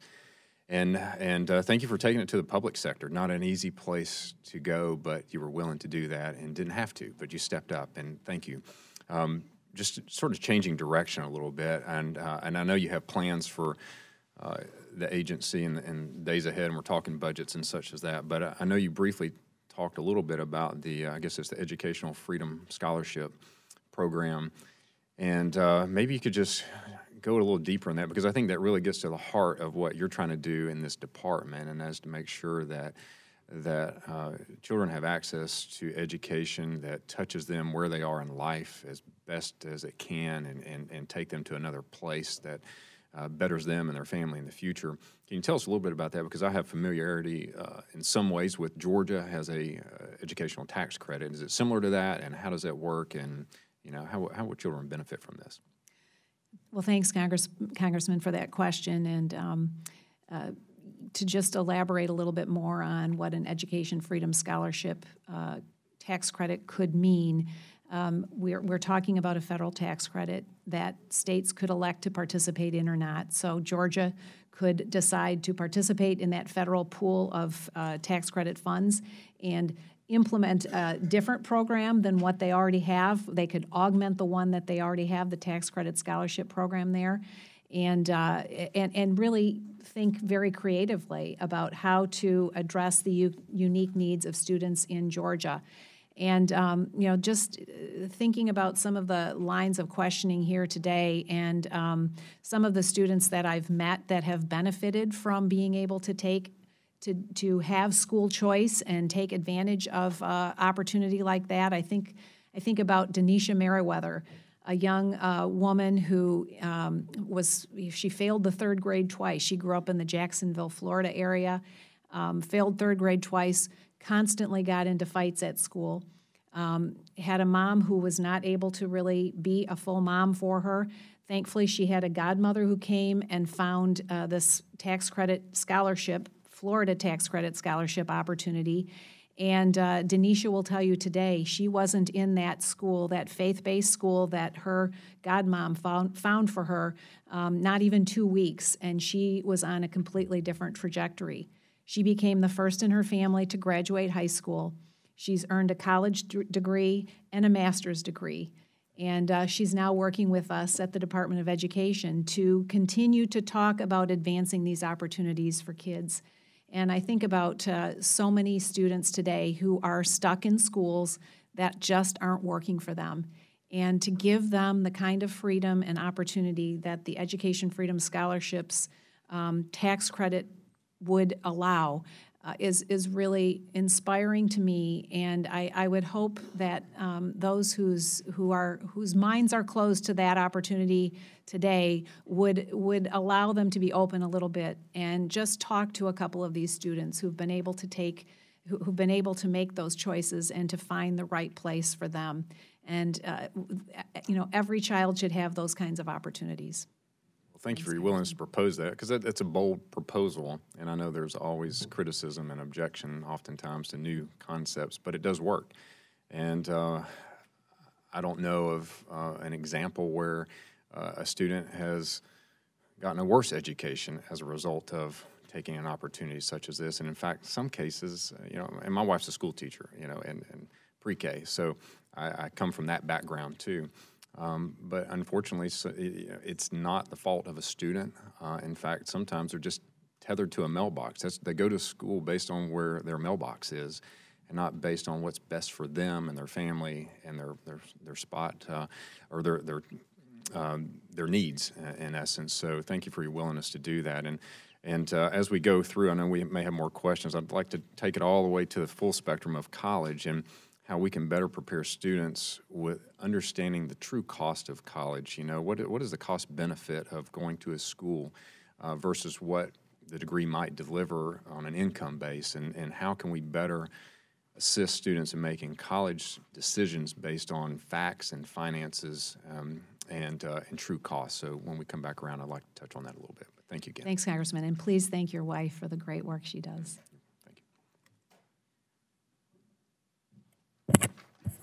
Thank you. We are going to embark on a second round, but the time limit will be three minutes for each of us. Okay, thank you.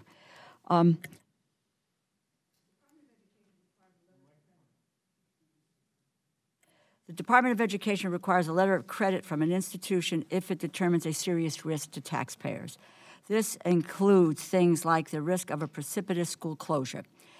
A couple of questions. Did the Department of Education give back part of the Art Institute of Pittsburgh's, a for-profit college, letter of credit so that it could continue to operate? This was $2 million. This is yes or no?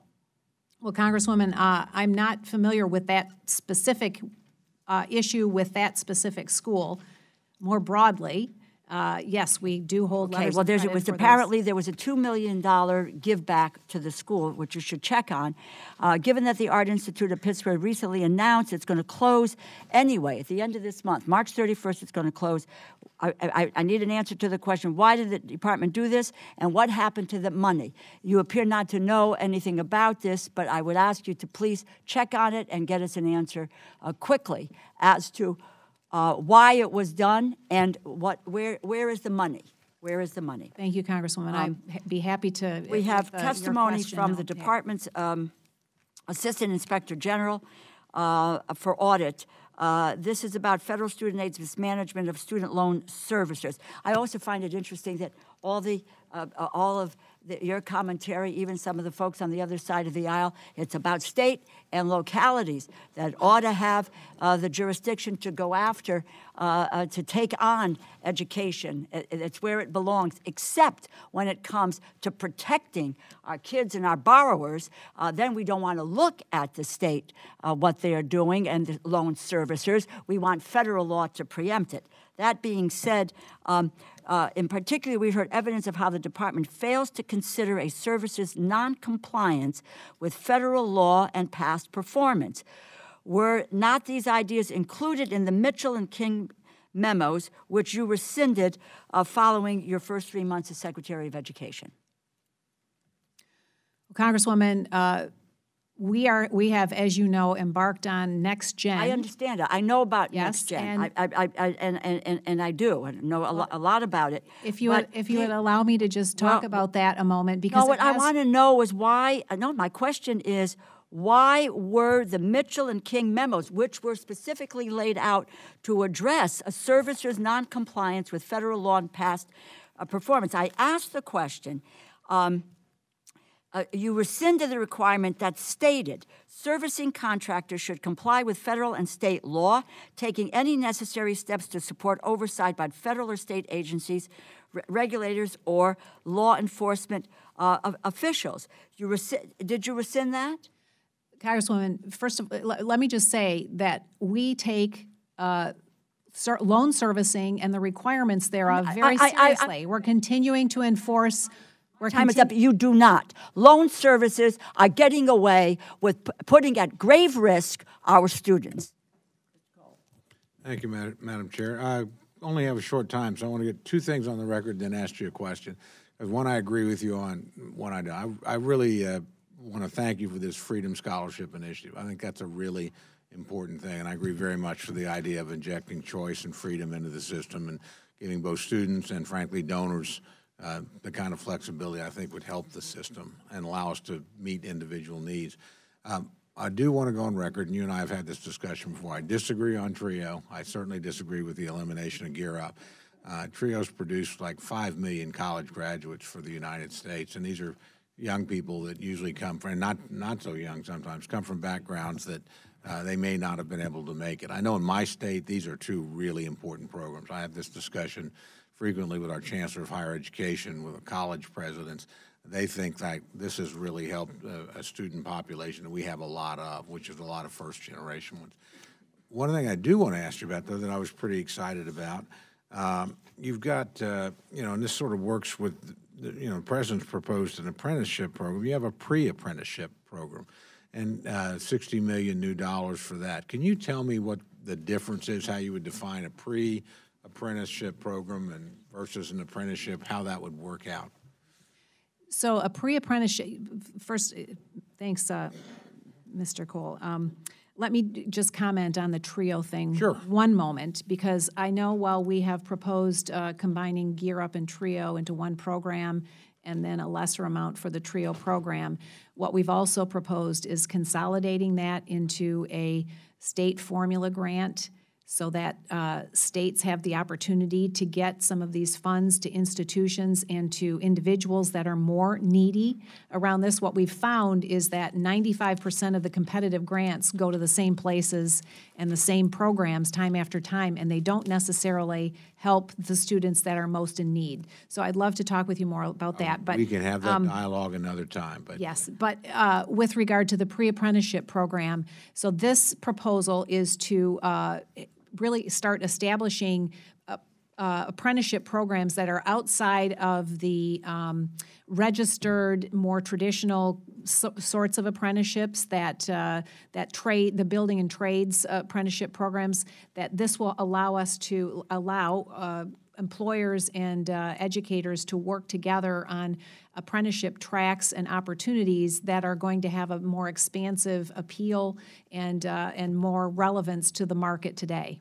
Well, again, this has a lot of appeal to me. I just want to get a little clarity as we go forward over what the definition would be, so we don't end up basically funding the same thing twice. Well, and we'd love to work with you on that to make sure that's very well. My career tech people are very excited about all these kind of proposals. Thank you, Madam Chair. Yield back. Congresswoman Lowy. Thank you again, Madam Secretary. Quick question before I turn to my question with 3 minutes. Looking at these numbers again, the total cut to the Department of Education compared to FY19 is $8.8 billion, 12.5%. I'm just curious. You could say yes, no, whatever. Did you have any input? Did Mr. Mulvaney or President Trump ask you if you thought those cuts should be made or should be rescinded? Did you have any input? Congresswoman, yes, this was an ongoing discussion, but let me just correct you in your numbers. The proposed cuts are $7.1 billion. I think you are also rolling in the rescission around Pell, and that is not a cut. Pretty important, don't you think? That is not a cut to any existing programs. It's actually it's the Pell surplus. So it's the amount that continues to accrue because not enough students are taking advantage of the Pell program, so the account accrues, and it's just essentially an accounting adjustment to rescind part of that. Madam Secretary, the hour is late. I'm not going to get into that. I just wondered if you had any input, knowing your commitment to education. You accepted this petition as Secretary of Education. Does Mulvaney say this is yours and this is yours? But let's go on. This is a process, but let me just also say that it's only at the federal government in Washington that we judge the quality and effectiveness of something by the amount of money we spend on it. And I think we have to get past that notion. Quality and effectiveness does not equate directly to dollars spent. We can have a longer discussion, but in many of my schools, whether they're getting a Pell Grant or not does depend not just on the specific criteria, but whether there's enough money in the bank to pay for their Pell Grant or pay for their scholarship or help them get through a job and education at the same time. But I'm not going to get into that again. I hope we can continue that discussion. What I wanted to ask you, in the past it's the past week alone, 2 Parkland school shooting survivors, the father of a Sandy Hook victim, died by suicide. This came from the gun violence at schools and highlight the critical importance of mental health support in schools. And while your budget requests an increase for school safety and national activities, it proposes the elimination for the 3rd year in a row of the $1.7 billion Student Support and Academic Enrichment Grant Program. And in my judgment, interacting with educators, you need programs like this and other important interventions that help keep communities safe. Can you just tell us, how is the Education Department responding to this? Has there been any outreach? Has there been any support services? And I have 6-7 seconds left. So maybe you can just answer it very quickly.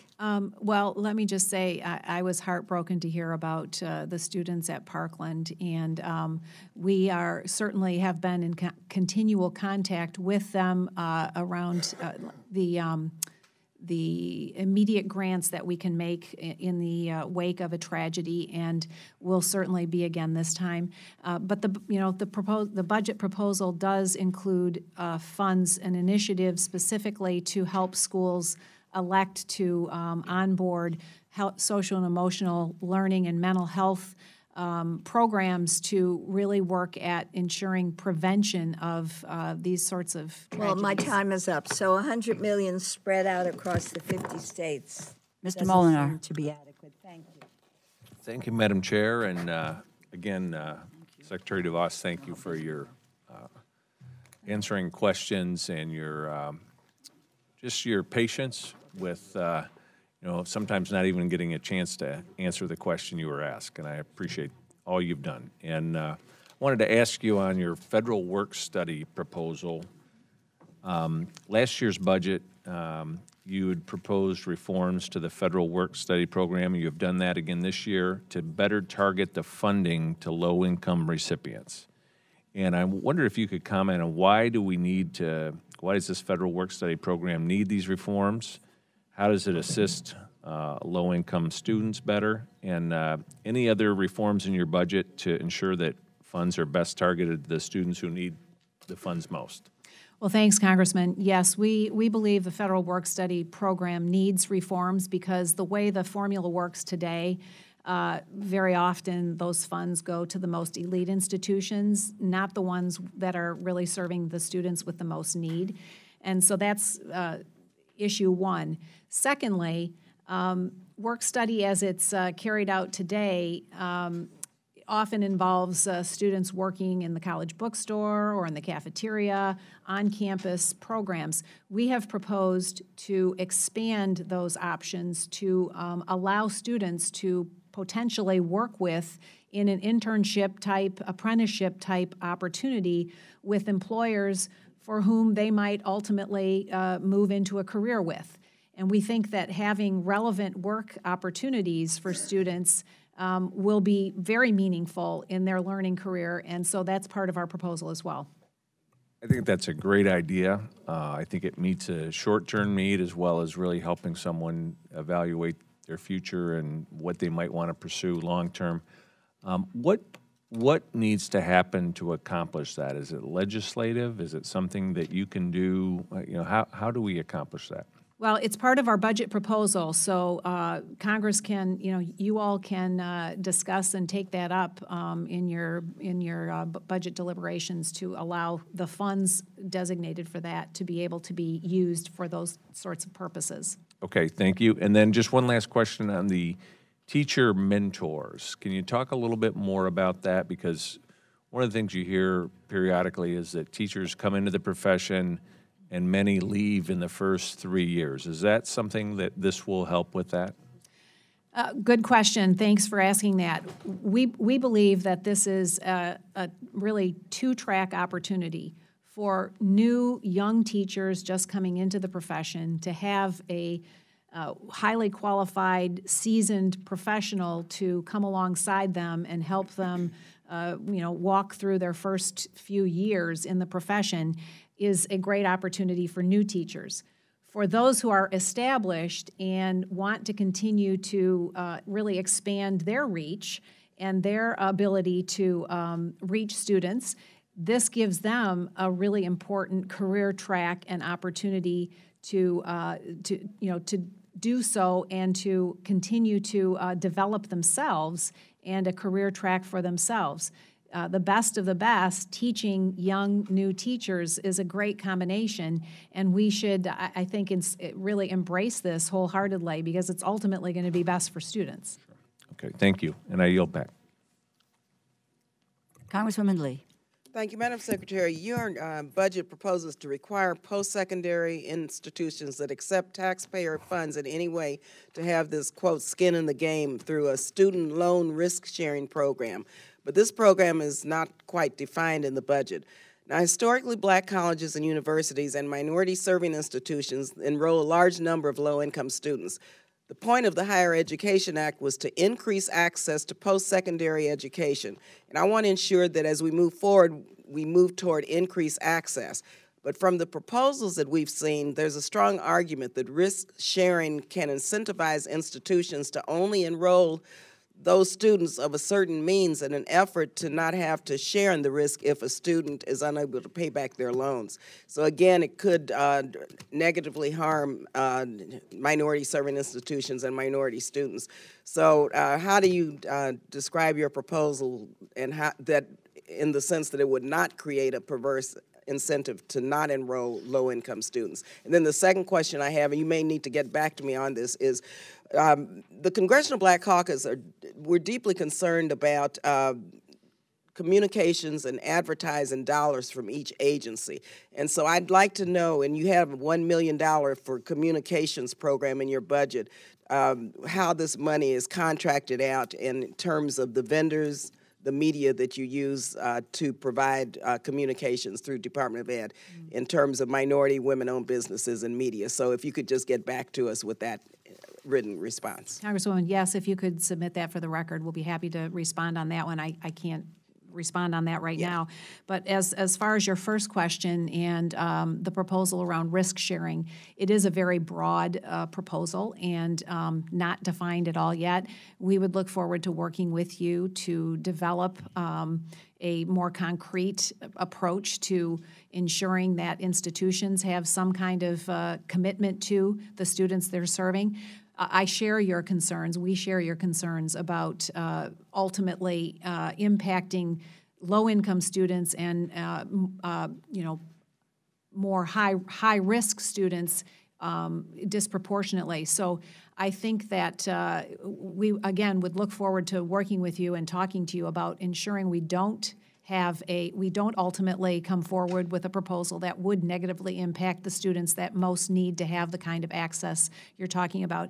And with regard to HBCUs, I just want to say that this administration has a very strong commitment to continuing to support HBCUs in their important work. And our proposal, our budget proposal, continues to fund all of the HBCU activities at levels as appropriated in 2019. And so, again, in the context of a reduced budget overall, I think it demonstrates our commitment to these institutions. Thank you, Madam Secretary. We'll get to you in writing some suggestions on how you can approach the risk-sharing program. Thank you. Congresswoman Watson-Coleman. Oh, no, I'm sorry. Madam Secretary, how we spend our money or propose to spend it is an absolute reflection of our values. And as I look at this, you said Watson-Coleman? Yes, I did, but I made an error. Okay.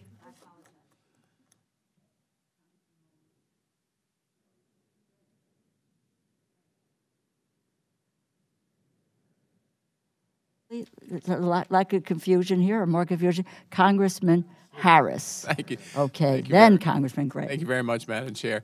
And Madam Secretary, you know, one of the things that I've noticed in the President's budget, and one of the things was mentioned, is the professional development, and kind of a different turn the administration wants to take in professional development.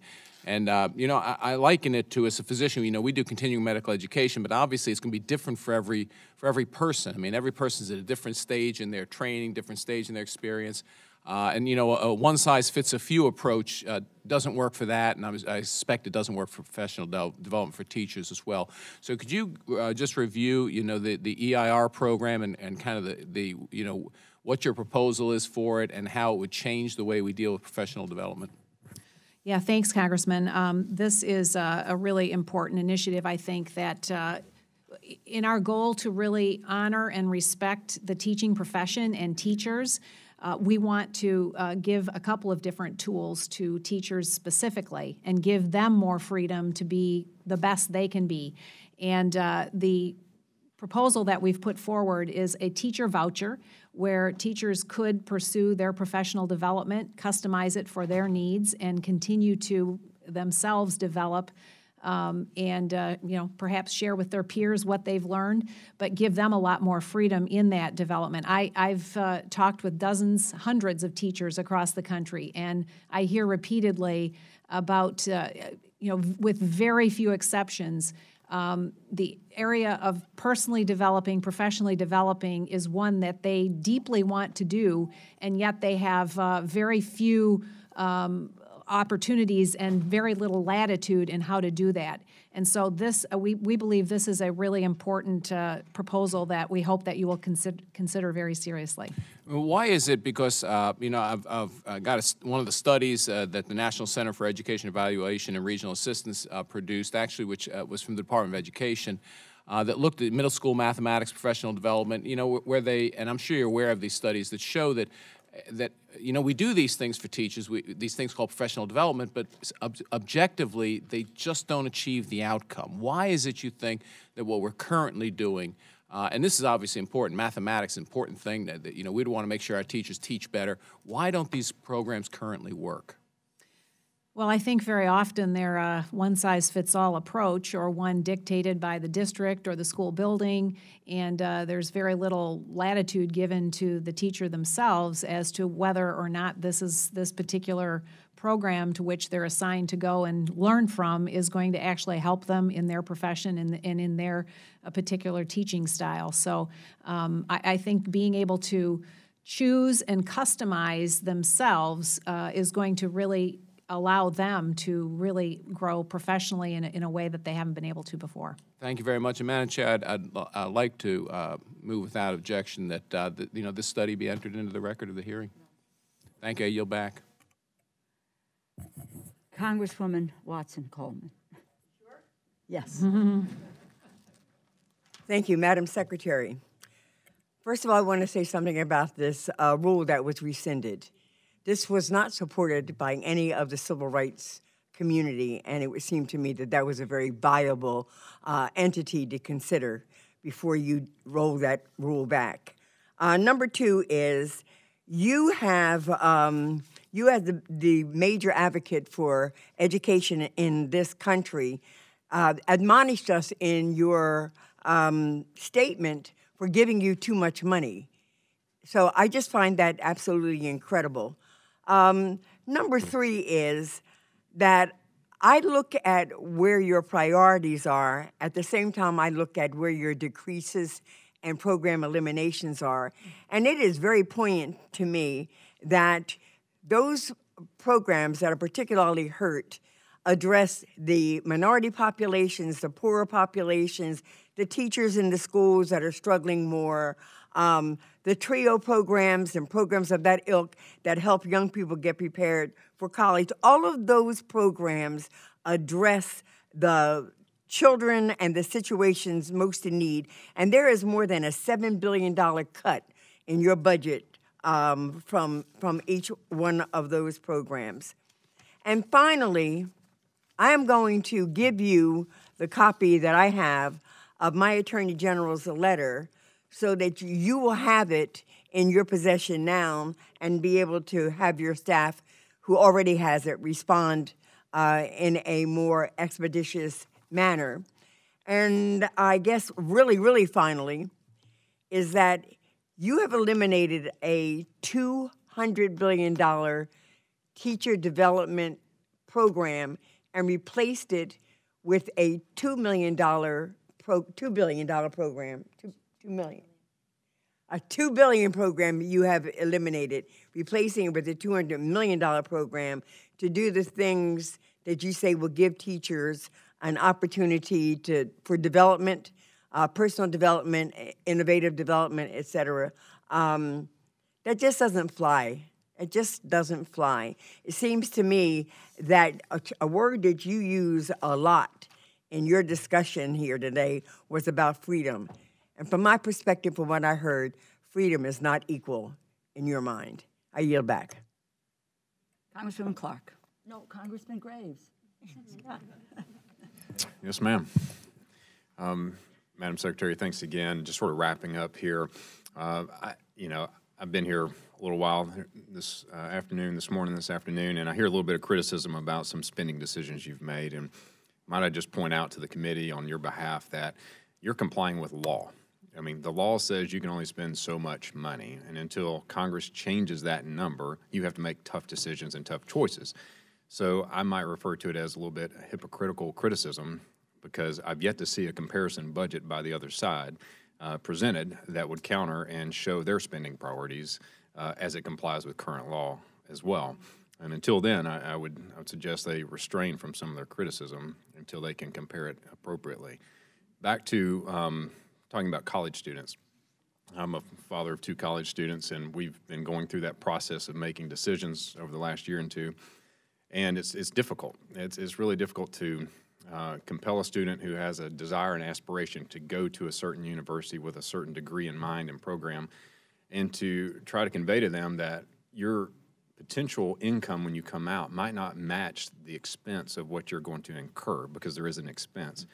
What can we do, or what is your department doing to help educate very educated students who are going into very demanding potential careers in the future, that the expense of a $250,000 loan to get a degree that might be very difficult to pay that off in the future, how do we get that message to them and help them make informed decision? Maybe it's a disclosure, maybe it's like might be done in real estate. You understand you're signing an agreement, and you understand that this might be the salary, but this is the cost, and here's your return on investment. Well, thanks for that question, Congressman. And this is an area that we have been very focused on making progress on behalf of both students that are the customers and taxpayers. The Next Gen initiative in federal student aid is taking a very antiquated, complicated framework that has been patched together over the last couple decades and bringing it into the 21st century with a structure that is going to be a world-class experience for the student, the customer.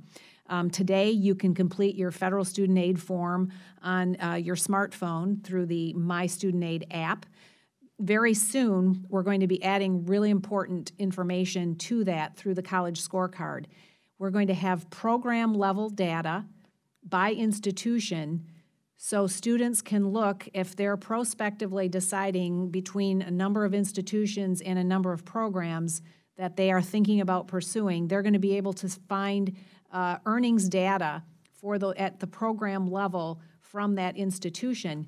And so it's going to give them a really important tool that they can use when they decide to take on that student debt to determine if that program is ultimately going to pay and ultimately going to be worth the investment they're talking about making.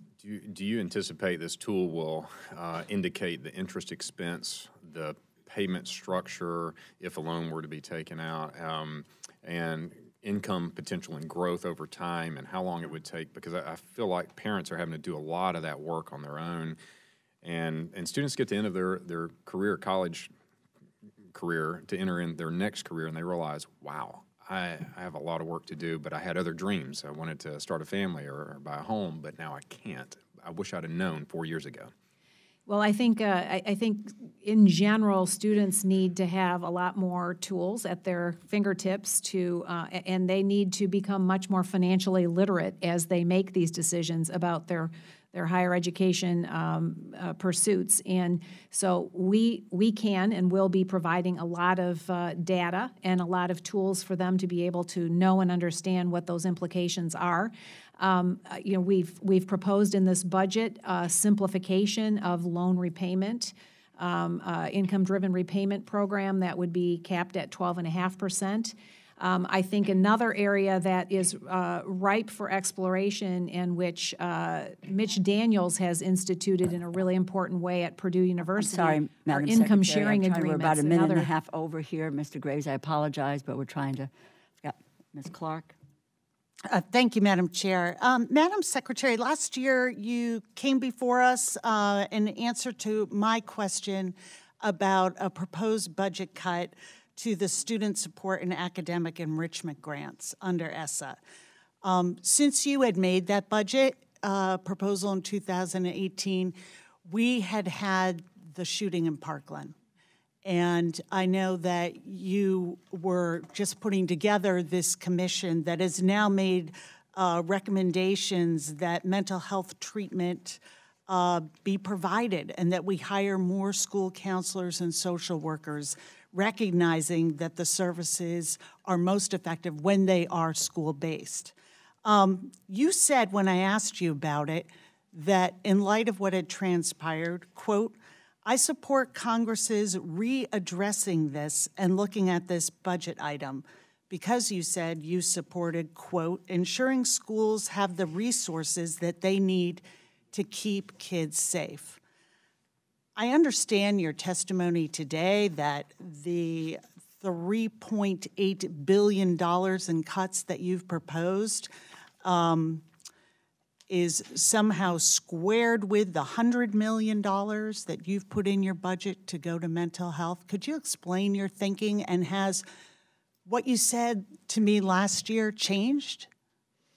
Well, thanks, Congresswoman, for the question about the Title IV, a proposed elimination from the budget. Yes. I mentioned earlier the fact that this program has been very broad, very thinly spread, has not been designated specifically for school safety activities. There was $234 million, though, correct, to safe and healthy school activities?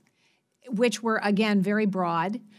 We believe the budget proposal, as we've submitted it today, is one that really helps target specific needs of states and local districts to— Can you really help make, this week we've already mentioned the suicide of the Parkland student, which I share your heartbreak over that, but it just puts such a glaring light on the need for mental health services. And what I hear you saying is that with less than half of what the Title IV funds, somehow you think that's going to do a better job because those funds are too broad? Is that what you're saying? Let's also take into account the fact that there are other specific activities, including mental health services, in the budgets of HHS and in DOJ and DHS. And together, $700 million specifically for school safety activities. And there's actually more in those departments that could be used for— So I'm hearing your testimony that, yes, reducing it by half is going to do it. Can you just answer for me something that was raised? Are any of that funding of the $200 million going to be allowed to purchase guns? That's not the intention of the proposal. Is that a no? Is that a no? That is not the intention of the proposal. It is for mental health and social and emotional learning. Is that a no then? That would be totally up to this body to decide conclusively one way or the other. It's not the intention of our proposal. Let me just now ask Ranking Member Cole if you have any further questions or any closing comments. I'll close. I'm prepared to close, Madam Chair. Madam Secretary, first I just want to thank you. I hope it's well known how many years of service you've spent, and frankly, to try and make sure folks without access got access to good quality education long before you took this current job. And you certainly didn't need this job, and you served without pay. You travel at your own expense. And I suspect you had better alternatives in front of you in terms of being more enjoyable, but you chose this, and you chose it because you care about young people and you care about educational opportunities. So where we may have occasional differences, I don't think anybody can doubt your commitment to the job and the willingness to sacrifice time and forego, again, if you want to call them the perks of the job. I think there are very few perks for the job that you have. And I want to thank you for that. And I think the mere fact you stayed here, again, longer than we normally go because you wanted to answer everybody's questions and concerns and present, a case. I think that's very important. I think I ought to note, too, while we've had differences, there's some places we can clearly work on together. It seemed to me there was universal support for this idea of short-term Pell grants that you mentioned. There's certainly strong support here for investments in career and vocational education. And obviously you share a lot of the priorities. I think my friend Mr. Graves pointed out, you do have to live within a constrained budget. You're writing your budget to the law. We think there'll probably be an agreement at some later point. We don't know that. You don't know that. And be pretty unwise for you to present a budget. But even within that constrained budget, as you point out, you made sure English learners, no cuts, IDEA, no cuts, Title I, no cuts. Those are our most vulnerable students. And I think with the dollars that you have, you've put those dollars where they reach people that are at the greatest risk of falling through the cracks in our educational system, and I want to thank you for that. So, again, just thank you for your service. Thank you for giving us extra time here today to ask tough questions, and I look forward to continuing to work with you as we go forward. Thank you, Madam Chair. Thank you very much, and thank you as well, Madam Secretary, for being here and for staying on and continuing to answer questions. I think I just might say for a second that you get a sense of frustration, and it's particularly on our side of the aisle, and that's quite frankly, frustration stems from oftentimes the inability to get answers to questions. As it was demonstrated here today. You know, I started out, and I won't pull any punches. This budget, in my view, is cruel. I think it is reckless. It's a 12% cut. It hurts middle-class families. It hurts working families. It hurts low-income families. And it's of concern to me. And again, as I laid out, I would hope that it's of concern to you. You know, why? On your watch as the Secretary of Education, do you want to be complicit in shutting off public education opportunities, which is the way, you know, that I see this. And my colleague talked about criticisms that have to do with a budget and so forth. No, we all used to working within a budget framework, but it is where you place your resources. What are your values? What are your priorities? That is what defines a budget, and that is what is of concern to all of us. I just want to just clarify a couple of things. With regard to charters being public, you know, it's hard to compare charters to public education as we know it, because far too often what we see are charters siphoning away dollars from public schools. They are operated privately, and they do lack transparency. And we should we expect that transparency from our public institutions. We apparently don't with regard to charters. And I want to say to you this morning or this afternoon, find the $1 billion. Find that $1 billion that was there. My colleague who is now gone, and you had an exchange with regard to international comparisons. You know, other countries blow us out of the water with investments in early childhood, wraparound services, which we know pay off in serious dividends. We have one of the lowest rates of lowest enrollment rates in early childhood education. And let me tell you, the HHS budget proposes to eliminate preschool development grants. We have level-funded Head Start. You know, we take on most of 15-year-olds in our school systems. Other countries don't do that. They take the highest achievers. So when you look at, you have to take that into consideration.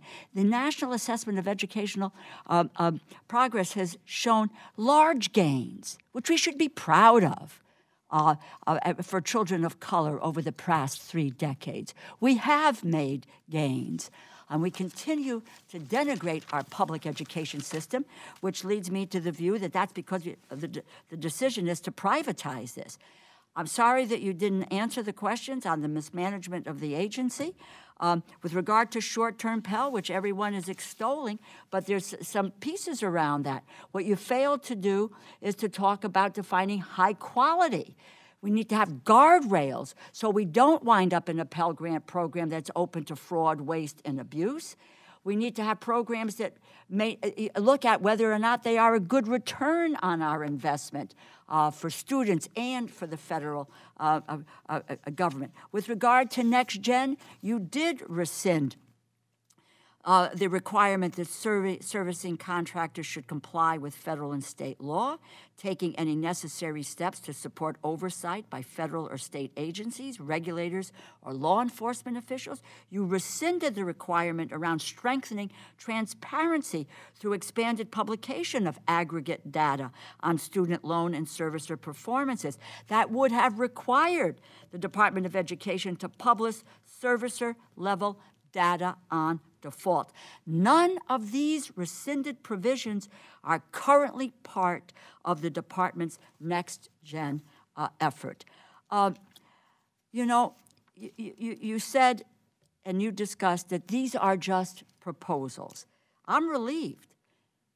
I'm relieved that they are just proposals because the damage that your budget would inflict on children and on families, that I look forward to working with my colleagues across the aisle to reject the cuts, enact a forward-looking agenda to improve the lives of American families. And we have strived to do that over the last several years on this committee. So we will be reviewing what has been proposed. And you can be assured, and I hope, that we are going to reject much of what is here, as we have in the past, because the center of the Department of Education is the 90% of our kids who are in public education. We ought to be focused like a laser on their opportunities and their future. And yes, look at innovation, test whether or not it's good, and be prepared to say no when it is not working. Thank you, and let me draw this hearing to a close. Thank you.